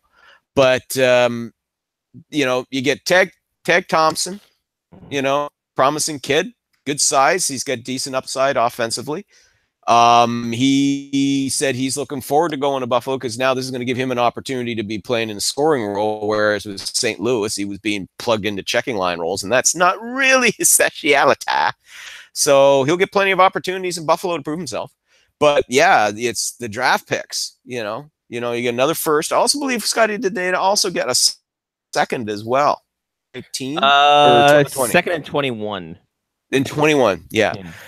But like I said, it's a decent return, and you shed that cat, you get rid of that big contract. I mean, technically they actually took on a little bit of extra, they actually took on an extra $700K when you count the contracts of Thompson, Sabaka, and Berglund, but those guys are only going to be on you. The two vets are only going to be on your books for another year or two, so that's not bad. And they can afford to do that. O'Reilly was going to be on the books for another 4 seasons. So, I mean, at that cap hit, good way to get rid of it. And for the Blues, hey, that's a team that really improved a lot in the last, within the first couple of days, like on the first day of free agency, and then, that trade in the evening. I mean, just in one fell swoop, they went and improved one of their weakest positions, which was center, and turned into a positive. Because now you got Braden Shen, Ryan O'Reilly, and Tyler Bozak, centering those are your top 3 centers. I mean, geez, that's fantastic. And you bring back David Perron, who had a career season last season. Will he get 50 assists and 66 points again this season? Probably not. I think this was his career high, but he always has been a skilled playmaker, and this is his 3rd go around in St. Louis. He liked it there. Didn't want to leave the last time, but it was because of the expansion draft. They didn't want to lose him. So now he comes back, and that also, provides a bit of depth on the wing, especially if Robbie Fabbri struggles again, if he has another knee injury. So, which hopefully he doesn't, because the kid's got talent. Just, those knees. But yeah, the Blues really improved. Now Jake Allen just doesn't have to be trash. Just stop being trash. Yeah, stop being exactly. Trash. Find that magic consistent button. There you go. Because Jad Johnson isn't going to bail you out. Don't worry about it. It's going to be fine. Steve Mason, quickest buyout in history, after he got dealt to Montreal with Joel Armia for Simon Bork. Ta-da. And a couple of picks. Don't forget the draft picks Montreal got into that as well. I actually know I like that move by Montreal, because let's face it, Marc Bergevin may say, I don't believe in the word rebuild. Well, you may not believe in the word. You may refuse to say it, but everybody else is looking at you and going, yeah, we see what you're doing. It's a rebuild, because that's what they're doing. And that was a terrific move for them. I mean, you bring in Joel Armia, who's a decent, checking line forward, who perhaps with his speed, with his wheels, and he does have a decent offensive touch. I mean, hey, maybe you might have, this could be another Paul Byron situation where, a guy was kind of buried in the checking lines in one team, goes to Montreal, and boom, turns into a 20 goal scorer. So who can say? But even if he doesn't, he's young, He will make them faster, and you get yourself a couple of draft picks out of the deal, and the buyout. I mean, you got tons of cap space now anyway, so who cares? For the next 2 years, it's only a 1.3 mil cap hit this season and next season. So, Yeah, how I forgot about the picks. 7th round in 19 and a 4th round in 20. Stockpile. I don't Some know. of those can be used as A last Some of round those you pick. I can don't know use how in much leverage trades. you can get on that. How some, much? some of those you toss into trades. Some of those you toss into trades, my friend. Some of them you toss into trades. I guess. Somebody said someday down the road, Scotty, somebody's going to have salary they're going to want to move, and they don't want to take very much back. Oh, look, I have the 7th round pick that I don't need. I don't want to pay a lot for this muffler. Yeah, you don't want to pay a lot for this muffler, and I have this extra 7th round pick. What do you say? Ta-da! That's the 7th round pick. Let's face it. If that's tossed into a draft, that's the equivalent. That's the modern day equivalent of future considerations. Yeah, essentially. You're not wrong in that one. Which makes me want to look up the most famous 7th round picks of all time. Kind of does. Doesn't it? Go for it. Let's see. Is Zetterberg in that one? No, Zetterberg, I believe, was a 6th round. So the Hockey Writers actually made a post on this. Number one, Henrik Lundqvist. Lundqvist. I knew it was a Henrik. 5th overall. Apparently Zetterberg was a 7th round pick, 210th overall. Hey, that's not my bad. 1999. Scotty's a big winner. Pekka Rinne, 258th overall in 2004. Yep. That had Andre to be Palat. Yeah, Palat was back then. Andre Palat out of Tampa Bay. He was, because I recently did a bit on that, and he was like, I think the 4th last pick in the draft that year. Yeah. It was what, 20, when did he go? 2012, 2013? Something like that. Yeah. So, but Andre Palat was I'll go Joe Pavelski, Dustin Byfuglien, Radim Verbata. Byfuglien would have went higher if he didn't weigh 300 pounds in his draft year. He was 245th overall. To Here's the the thing. Here's the weird thing. He went 245th, but he also went 61st in the CFL draft. That was the weird part about that. Yeah, Yaroslav Halak, 271 overall. Brian Elliott, Matt Molson. You already mentioned Andre Palat. And honorable mentions Martin Erat, Tobias Henstrom, Dennis Weidman, Johnny Oduya, Patrick Hornquist, P.A. Peranto, Daniel Winnick, Troy Brower, Cristobal Ue. So a lot of good players. A lot of pluggers and serviceable goalies. So let's just sometimes not always a throwaway pick. Yeah, I mean, in most cases, a 7th round pick is a throwaway, but every once in a while, you'll find a gem. But let's also be honest. Those were also during the era of when the draft went from 10 to 11 rounds as well. So that's considered mid-round picks. The most recent of all of these picks, by the way, was 2004. 2011. Palat, Andre Palat. Sorry, I apologize. But before that was 2004. Mark Straight and Pekka Rinne. Yeah, So, it's a gap. Yeah, big gap between. So I guess let's just say scouting has gotten better. When you hit to the 7th round, it's still a crapshoot. You're basically just, okay, who's left? Who's left that we want to take this year? In the 7th round, Jim Gregory's falling asleep. He doesn't give a shit. At that point, you need to look and be like, let's see. Hershey needs a goalie. So is that kind of what you need to do? Your minor league affiliate, whatever your minor league affiliate needs, you're like, they really need a scoring. That's also your minor league affiliate needs in 2 years because they can't play unless they have if they have junior eligibility left, they can't play until they're 20. That's right. So yeah. Who do we need for our ECHL franchise? yeah, exactly. Who's this Swedish kid? Name, what is it again? Lund something. Henry Lund something. Get him, and we'll put him on. Wow, Stan Fisher was with us today, ladies and gentlemen. Stan Fisher. Wow. I thought you were going to say Hank Azaria. Oh, that's true too.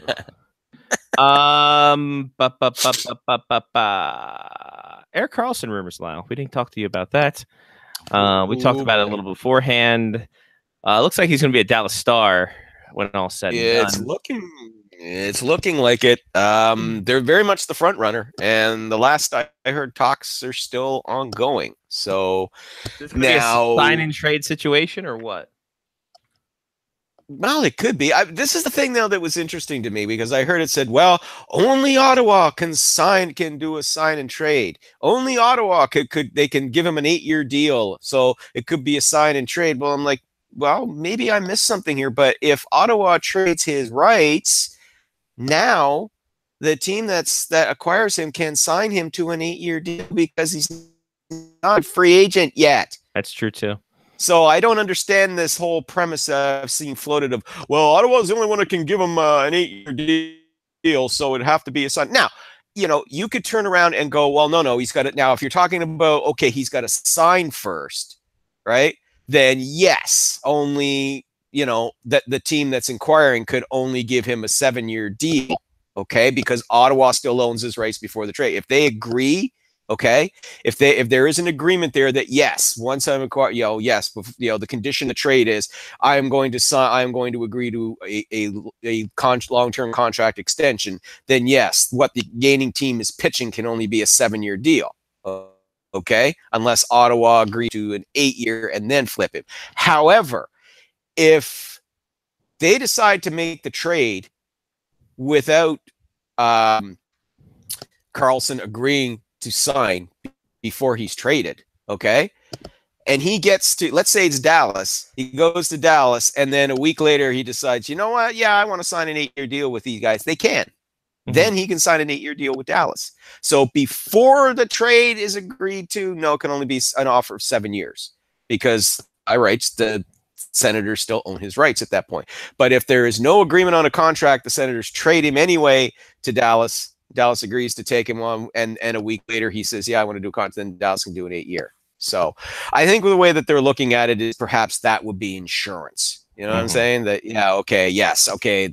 Yes, he's willing to agree to an 8-year deal with Ottawa first, and then Ottawa trades it, because the other team is willing to pick it up. So in that scenario, I could see that. But this is very complicated, Lyle. Very complicated. Yeah, I know.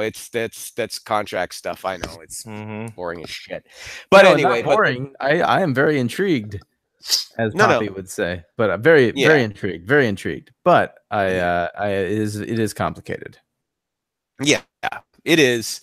It's still it's basically, yeah. If you want to talk to Karlsson about a contract extension, the most you can give him is offer him is 7 years.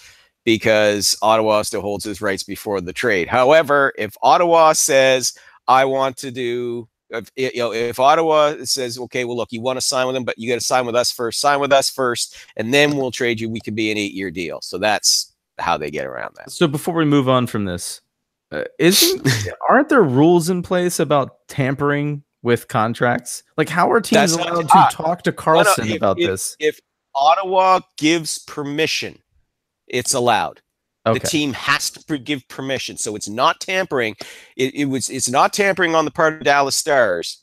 If Ottawa has said yes, you can talk to him. We have given you permission. You can talk to him about a contract. Okay. Yeah. So there's no tampering there.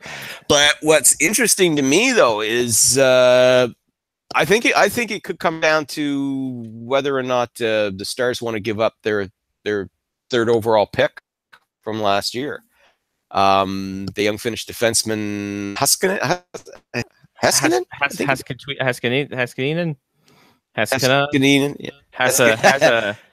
to get a new area code. Oh god! But apparently that's who the Senators want return. But the Stars apparently they would prefer to give up Julius Honka, if you hear me, who was their 14th overall pick. Was the 14th overall pick in the 2014 draft and gave us lots of last Honka Vernon Love. Yes, the Honka Vernon Love, who played, I believe, 42 games with the Stars this season.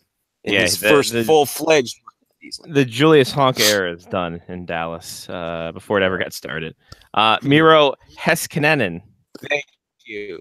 Heiskanen. Has to make sure his visa's up to date to move to Canada. Yeah. Jack Johnson, are you upset about? Yeah. Are you upset about Jack Johnson trade signing as some people are? Well, it depends. Who's upset?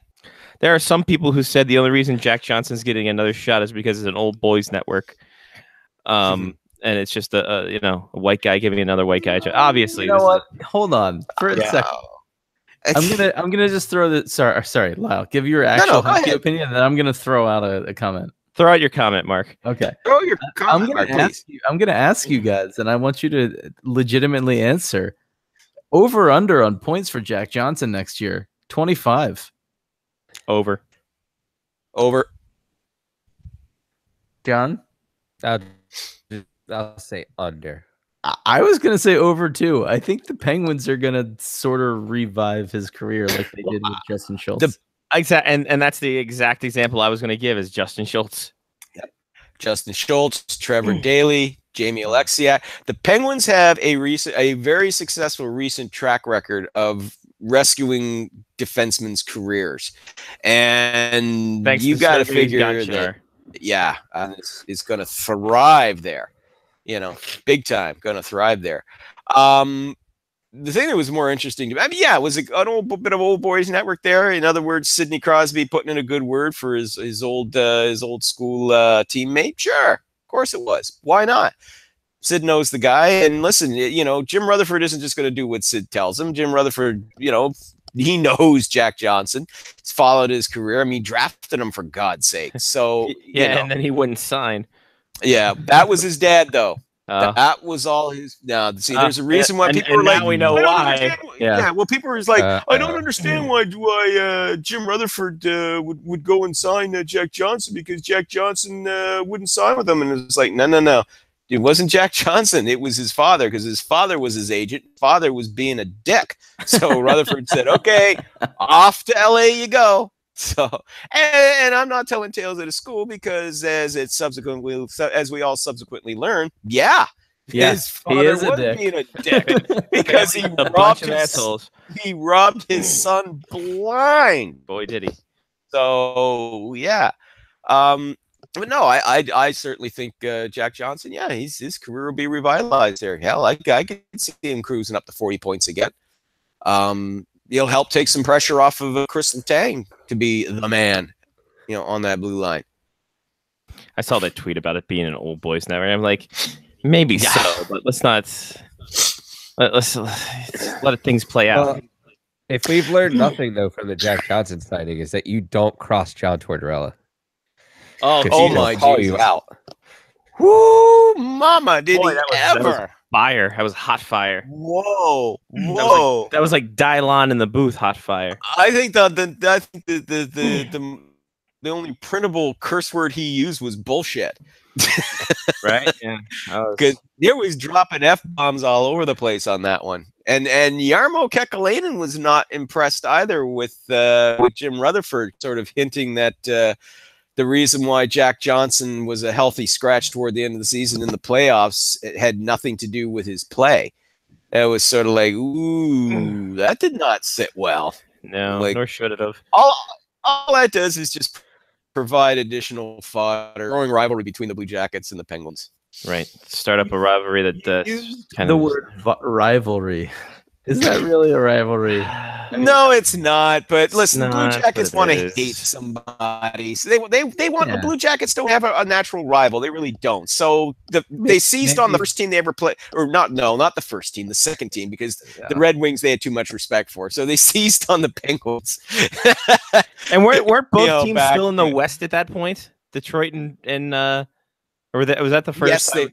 I was gonna say, yeah, they were. the Western that was Conference battle between Detroit and Columbus. 7 or 8. Yeah, that lasted all of 4 games. Yeah. That didn't even have enough time to develop any hate. But yeah, that was what 2014, I believe it was, when the Penguins and Jackets Yeah. first squared off. I think so. Yeah. 2014? Yeah. Well, Yeah. they are like a 2-hour drive from one another. So maybe Yeah. that's why. What is that in time zones, Mark? I was about to bring up Time their natural rivalry was the central time zone, but Ohio's Yeah. pretty far from the Yeah. central time zone. Yeah. So they just seized on a natural hatred of Pittsburgh and just went from there. So that's their so-called rival. But anyway, Proximity rival. Yeah. Well, if you have nothing else, we can jump right to our game. no, let's do it. We beat Ladies this and other gentlemen. stuff to death here. The taste sensation is sweeping the nation. It's ha fuck you time. In honor of John Tavares, going ahead and signing with the Toronto Maple Leafs. Uh-oh. We all were there. We were all witness There's zero chance I'm getting anybody on this. to a fat, young Asian child being up on stage In Montreal. in Montreal. John Tavares was announced as the #1 overall draft pick. Oh, That's yeah. why today, Short round. short round, getting his due again. 2009 NHL entry draft first round. Oh Lighthouse God. Project. This was the Lighthouse Project era. It was Lighthouse Project era. Yes, the Lighthouse Project. That really didn't come to much. Now it's the old banking on Belmont. So we'll see how that goes. You got 30 players. We all know one Jesus. at least. So 2009 NHL You entry just draft. went away, so Yeah. Okay. We'll start with Mark with a C. Are we going? So we're going to the Tavares draft. Yes. yes. The first time we were all together. Yeah, the first draft. It was. It was. That was the first time. You can go with the layup and say the guy you just said. I didn't. You were did allowed I just say someone? Huh? Who did I just say? I just said Lighthouse draft. That's all. You said what draft was this, Mark? You said we're going with the Tavares draft, right? I'm like, yeah, no, you can say him. Well, you said Tavares. Yes, there you go. How do Give you it to say him quickly. Tavares? for Just God's say sake. him. Yes, I'll say ding, ding, Tavares. Johnny on the board with Tavares. All right, Mark. You said Tavares. That's how I knew it was the Lighthouse draft. All right, Johnny on the board with Tavares. ding. Mark can go again. Mark can go again. Mark, you're up now. Mark can go again. John Tavares off the board, by the way. Whatever. I don't know. I honestly don't know who else was in this draft. I know. It was I'm Montreal. terrible. It was a wild weekend. Years. That was. I don't Terrible remember draft years. much of this weekend. Ooh, we had Uh, we had so much fun. Though. What year was this? 2009. 9. Fuck. Nine. Um, You had Nino you had a Niederreiter. lot of hair. Nino Niederreiter. Sorry. Damn it. Incorrect. A lot of letters in these names, but no Nino Niederreiter. Lyle.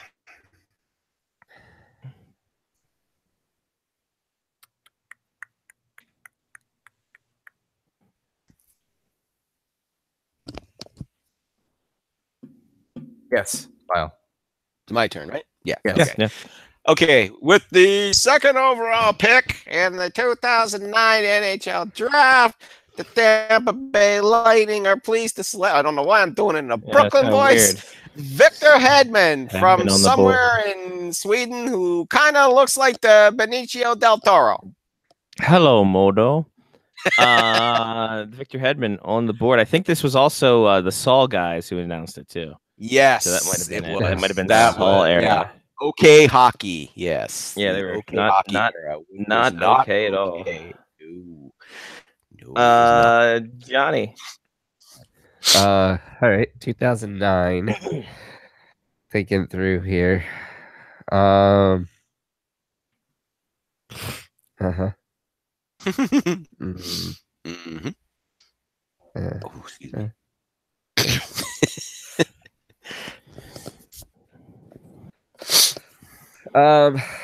John Carlson. Ooh, sorry. Yeah. No. Sorry. That was Philly, right? I believe it was Philly. Because we traded Steve Eminger Steve Eminger to Philly for Eminger. Yeah. the pick. God, that became was a John steal Carlson. and a half. Wow. Yeah. Whoops. Yeah. To Lyle. Actually, John Carlson was the 2008 Ottawa draft. Mm. Oh. Yeah, Oh, okay. Well, I was like, hold Okay. on. So Lyle, you were up now. Okay. And I remember this one because I remember the parody video that was made. You know, Brian Burke. Yeah, you guys. Yeah, okay, you guys, shut the fuck up. yeah, Show a little respect here. Yeah. Toronto Maple Leafs select with a 6th overall pick in the 2009 NHL draft. Nazem fucking Kadri. was a 7th overall pick, but yes, Nazem Kadri on the board. It was a while since I saw that pair. It So, was. yeah. Yeah, Johnny. Evgeny Kuznetsov. Sorry. Not Kuzi. Mark. You know what? Braden Holtby was probably in that draft. He might have been. It was not in the first He round. wasn't though. a first round pick. Oh, Yeah, he was a 4th round pick. Did Wasn't the he? Caps even have a pick in that first They round? did. Okay. 24th overall. That was Jeff fucking Schultz, probably. No, that was the Ovechkin draft. No, I that was know. the same year as Mike Green. Come on. I know. I just wanted to say Jeff fucking Schultz. I just loved your reaction. Right? Ah, that was Jeff fucking Schultz. I know it. Yeah. My Braden, turn? Braden Oh, Holtby. sorry. I think it's Mark's turn actually. I just said Holtby. Oh, that's right. You did say Holtby. Yes. So it is Lyle's turn right now. 2008 again for Braden Holtby. Oh, geez, A year you guys before. are- Oh. yeah, year before. Damn it. And I remember, and this is the one I remember this one because I remember seeing this guy posing with his brothers around the Rocket Richard statue outside the Bell Center on Saturday, Mm. the following day, because he was picked by the Atlanta Thrashers. Evander Kane. Evander Kane on the board. Yep. He and his brothers. I distinctly remember that. Yeah. It's all coming remember back a to lot Lyle. more of this draft. Because Well, we Lyle didn't drink. Lyle was. Yes, I Lyle- did. I just didn't drink as much. Yeah. But did I you had really, to get up But did earlier you than really guys. drink though, Lyle? If you didn't drink as much as us, did you really drink? I didn't. Lyle, Okay. Lyle left the Okay. Peel Street pub pretty early. Yeah, that's Yeah, true. pretty early. But 2 in the before- morning because I had to get up at 6 to file a friggin' copy for Fox Sports by 9. Before Crawl on my 32 lips ounces. to the friggin' Bell Center for 10 when the draft started. When I could hear 32 ounces snails of- crawl in my head because I had such a hangover. Lyle, Because somebody, lightweight Lyle Richardson over somebody here. dared me to hit you This a is rum also Coke.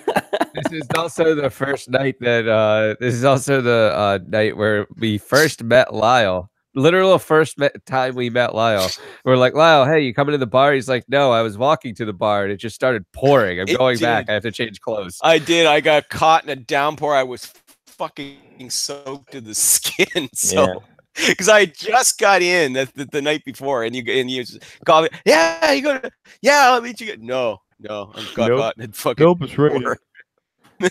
No drink for me. So not Thursday night, but I made up for it the following night. Yeah, Friday night was. Friday. That night was when I got the picture of the meeting of the minds. You did. You, Greg, and Yes. Scott. Yes. Because Saturday night And- was 32 ounce rum and Coke night. Yes, I don't and remember I was any there of for that Saturday part, night, I'm and not I was gonna there for lie. that part because I was there for that, and then I had to crawl home for that because I had an hour drive ahead of me the following morning. Again, hungover, but it was worth it. It was worth it for the memories. Who took it? Scotty, you took the picture of me, Johnny, and Mark though together too at the table, and Probably, I think. It did, Mhm. yeah. Somebody did something. I don't remember much. you were about laughing draft about. either. I don't know. We may have been talking, laughing about hockey or wrestling. Or I know Dana after Carvey. everyone went. I know when everyone went home, me and Wyshynski found BD Galoff at a bar, and then we smoked a cigarette and at the statues at Bell Center, and then our And crew they got came up. meat. Yeah, and then our crew came up and talked about their adventures at Club Super Sex. And we had just, like, we gotta go. missed that stuff, thankfully. Yeah, I missed that stuff. Johnny.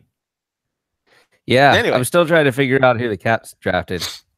Even after that long interlude of me using diversion to try to think of things. Smart idea. Good work.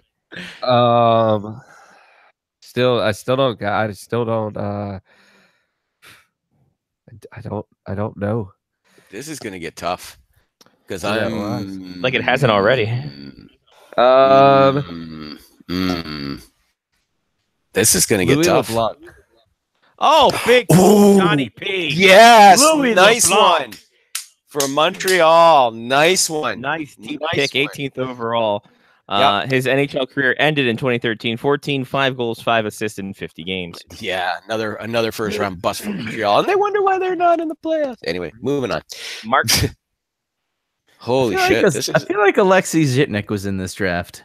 So close. Almost Oh, how had many it. years Love did he it. miss by that? Not this. Not. He only missed by a couple, Lyle. He Yeah. only missed by a couple. Real? Yeah, just a couple decades. A couple years. You were so close, though. You were Just kind of a close. couple years.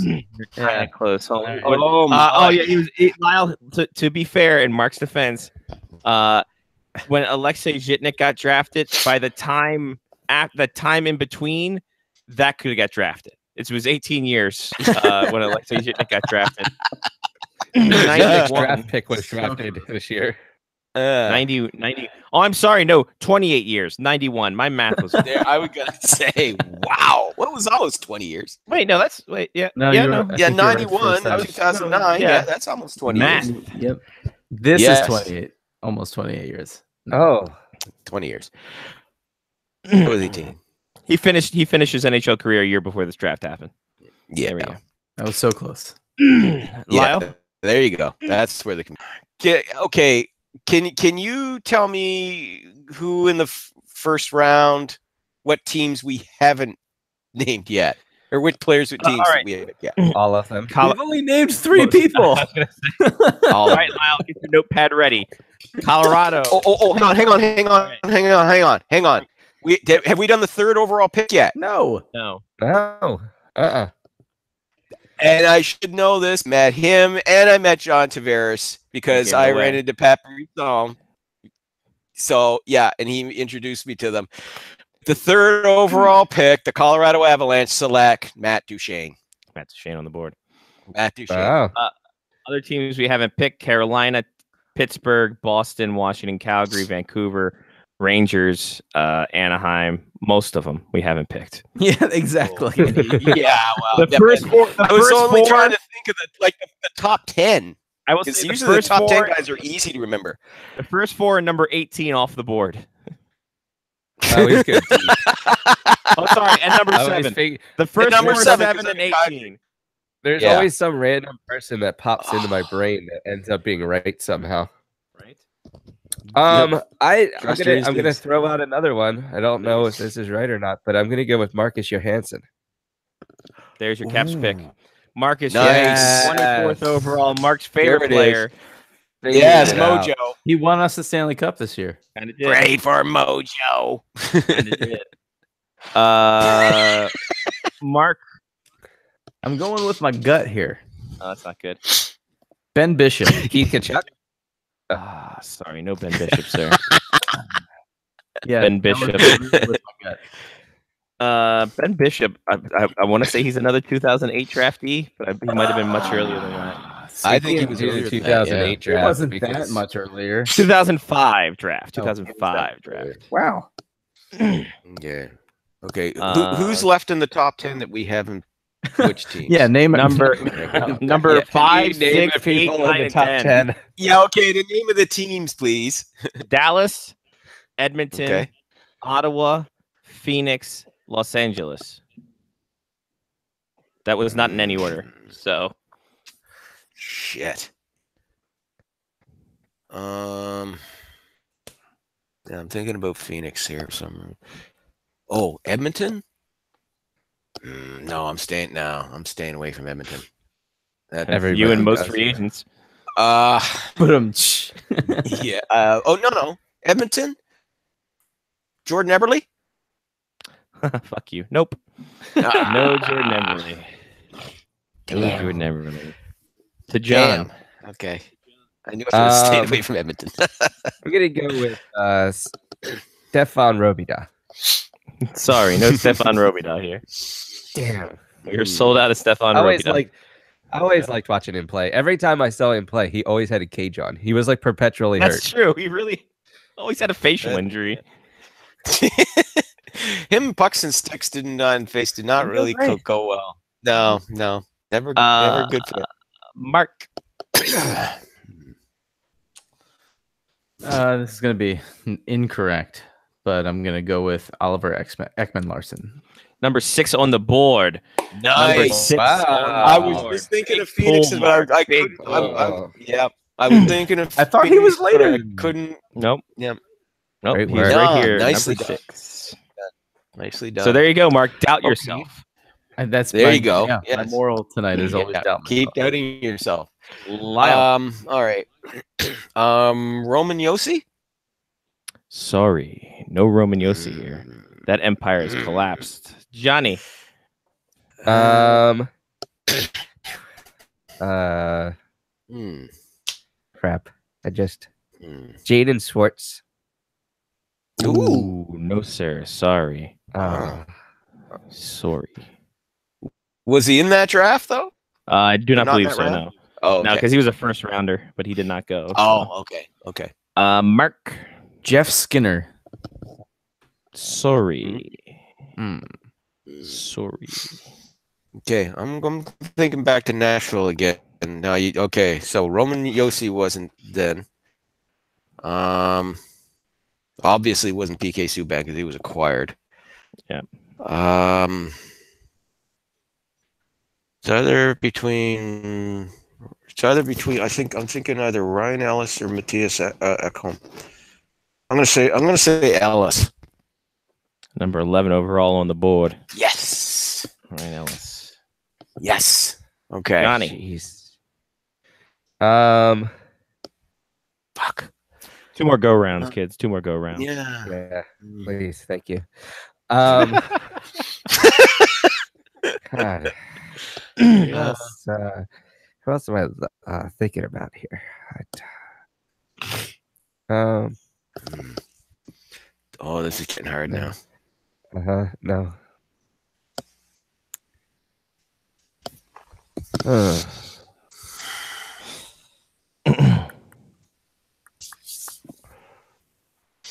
Matt Niskanen.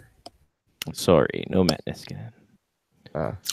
Shit, it just went out of my head. Damn it. Mark. Jordan Stahl. Ooh. Sorry. You suck. You're shooting for Carolina here, aren't you? Yeah. Yeah. I'm staying away from that one though, because I can't think anybody from Carolina for some reason. I will. All right. Oh, We're no, probably yeah, gonna hate her. Oh, we're gonna hate ourselves, and you tell us who they picked. Okay. Not really. Okay. Tyler Myers. Sorry. Ooh. Yeah. Last round. Johnny P. I'm gonna say I have no idea of anybody, so I'm gonna say Mark Stahl. Sorry. No Mark Stahl here. Damn it. Mark. Oh. Fudge. Mark just left. Mark's gone. Where'd he go? Oh. Everyone should Something came ask up. where. Oh, I'll take. Okay, I'll right, fill in Lyle? while we're waiting Oh, there's Mark. for Hold my on. final He's go back. round. Thought there was some- Okay. Thought there was something at the door. Yeah. It sounded like somebody was it was just thunder, guys. It wasn't anything. It was just Oh, wow. All right. Last. Yeah, you. Last round, Mark. Mark Stahl.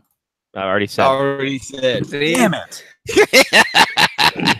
And the are my two reaction picks. is the same too. Damn it. Yeah. It was either Jordan or Mark Stahl that I had. Those are my last 2 picks. right. Okay. Eddie Lack. Sorry. Damn it. No Eddie. Lyle, last one. Okay.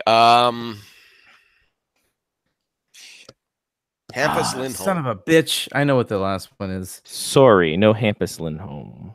Okay. Corey Right, guys. Schneider. Corey Schneider. No Corey Schneider. No. Okay, never mind. All right. So here we go. You Okay. named the first 4: Tavares, Hedman, Duchesne, Kane. Braden Shen, number 5. Ekman Larson and Kaiser were named. Scott Glennie at number 8. Number 9 in Ottawa, Jarrett Cowan. Oh. Edmonton, Magnus PRV Svensson. Ryan Ellis was named. Calvin DeHaan went number 12. Zach Cassian 13. Dmitry Kulikov 14. Peter Holland 15. Nick Leddy 16. David Rundblad 17. LeBlanc was mentioned. Chris Kreider 19. Jacob Josephine it was number 20. John Moore number 21. Jordan Schroeder number 22. Tim Erickson number 23. Is that with an X? That was with the X. X going to give it to you. Marcus Johansson was mentioned. 25, Jordan Caron. 26, Kyle Palmieri. The Carolina pick you guys were thinking of played 0 games in the NHL. Philippe Parody. Well, no, he's actually the NHL now.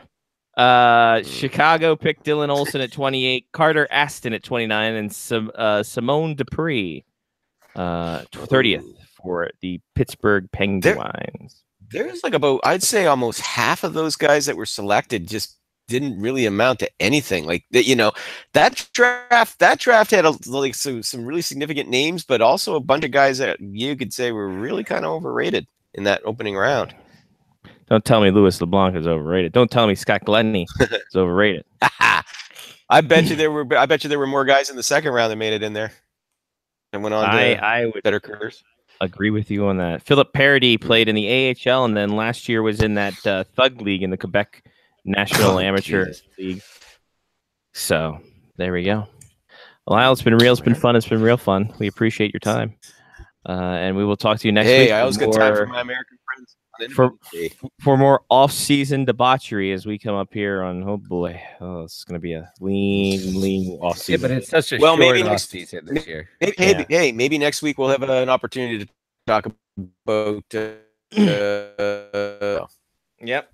Maybe there's that. Anyway, happy 4th, guys. See you next week. See you next week. See you. There goes Lyle Richardson at Spectres Hockey on Twitter. Find all his stuff on there. Shout outs, Johnny P. Shout out to July 4th. Shout out to maybe a new car at some point. Brand new car.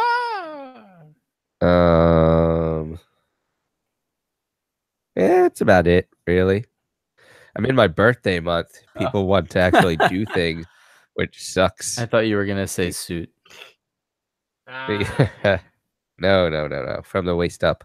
But yeah, so people are texting and being like, hey, let's do stuff for your birthday. And I'm like, hey, I don't know you. Blocked. No, just kidding. Wow. Vicious. But yeah. New phone. Who dis? Yeah. So yeah, so those are my shout outs. I'll shout out the inflatable Stanley Cup as well. It's had a good run. It's 10 years old now. If I remember correctly. Inflatable Stanley Cup right behind me. Fantastic. Catch the fever.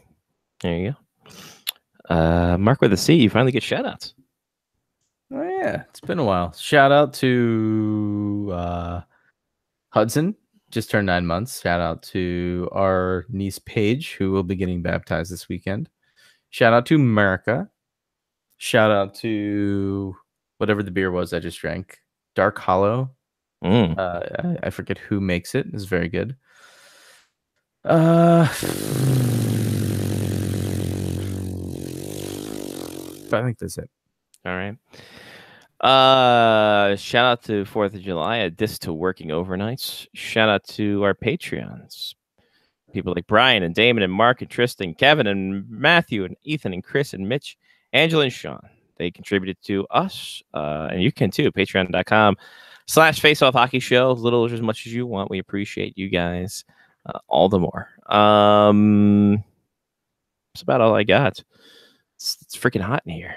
I'm going to take off all my clothes. It's going to be great, folks. So that's it. That's all for Johnny P. Mark with the C. I'm Scotty Waz. Take care of yourself and someone else. It's been Face Off Hockey Show on the Face Off Hockey Show media faction, part of Blog Talk Radio, blogtalkradio.com/FOHS Radio. You can also find us on Facebook, facebook.com/FOHS Radio, and on Twitter, Face Off HCKY Show on there. Until next week, guys. Happy 4th. Be safe. We'll see you next week. Peace.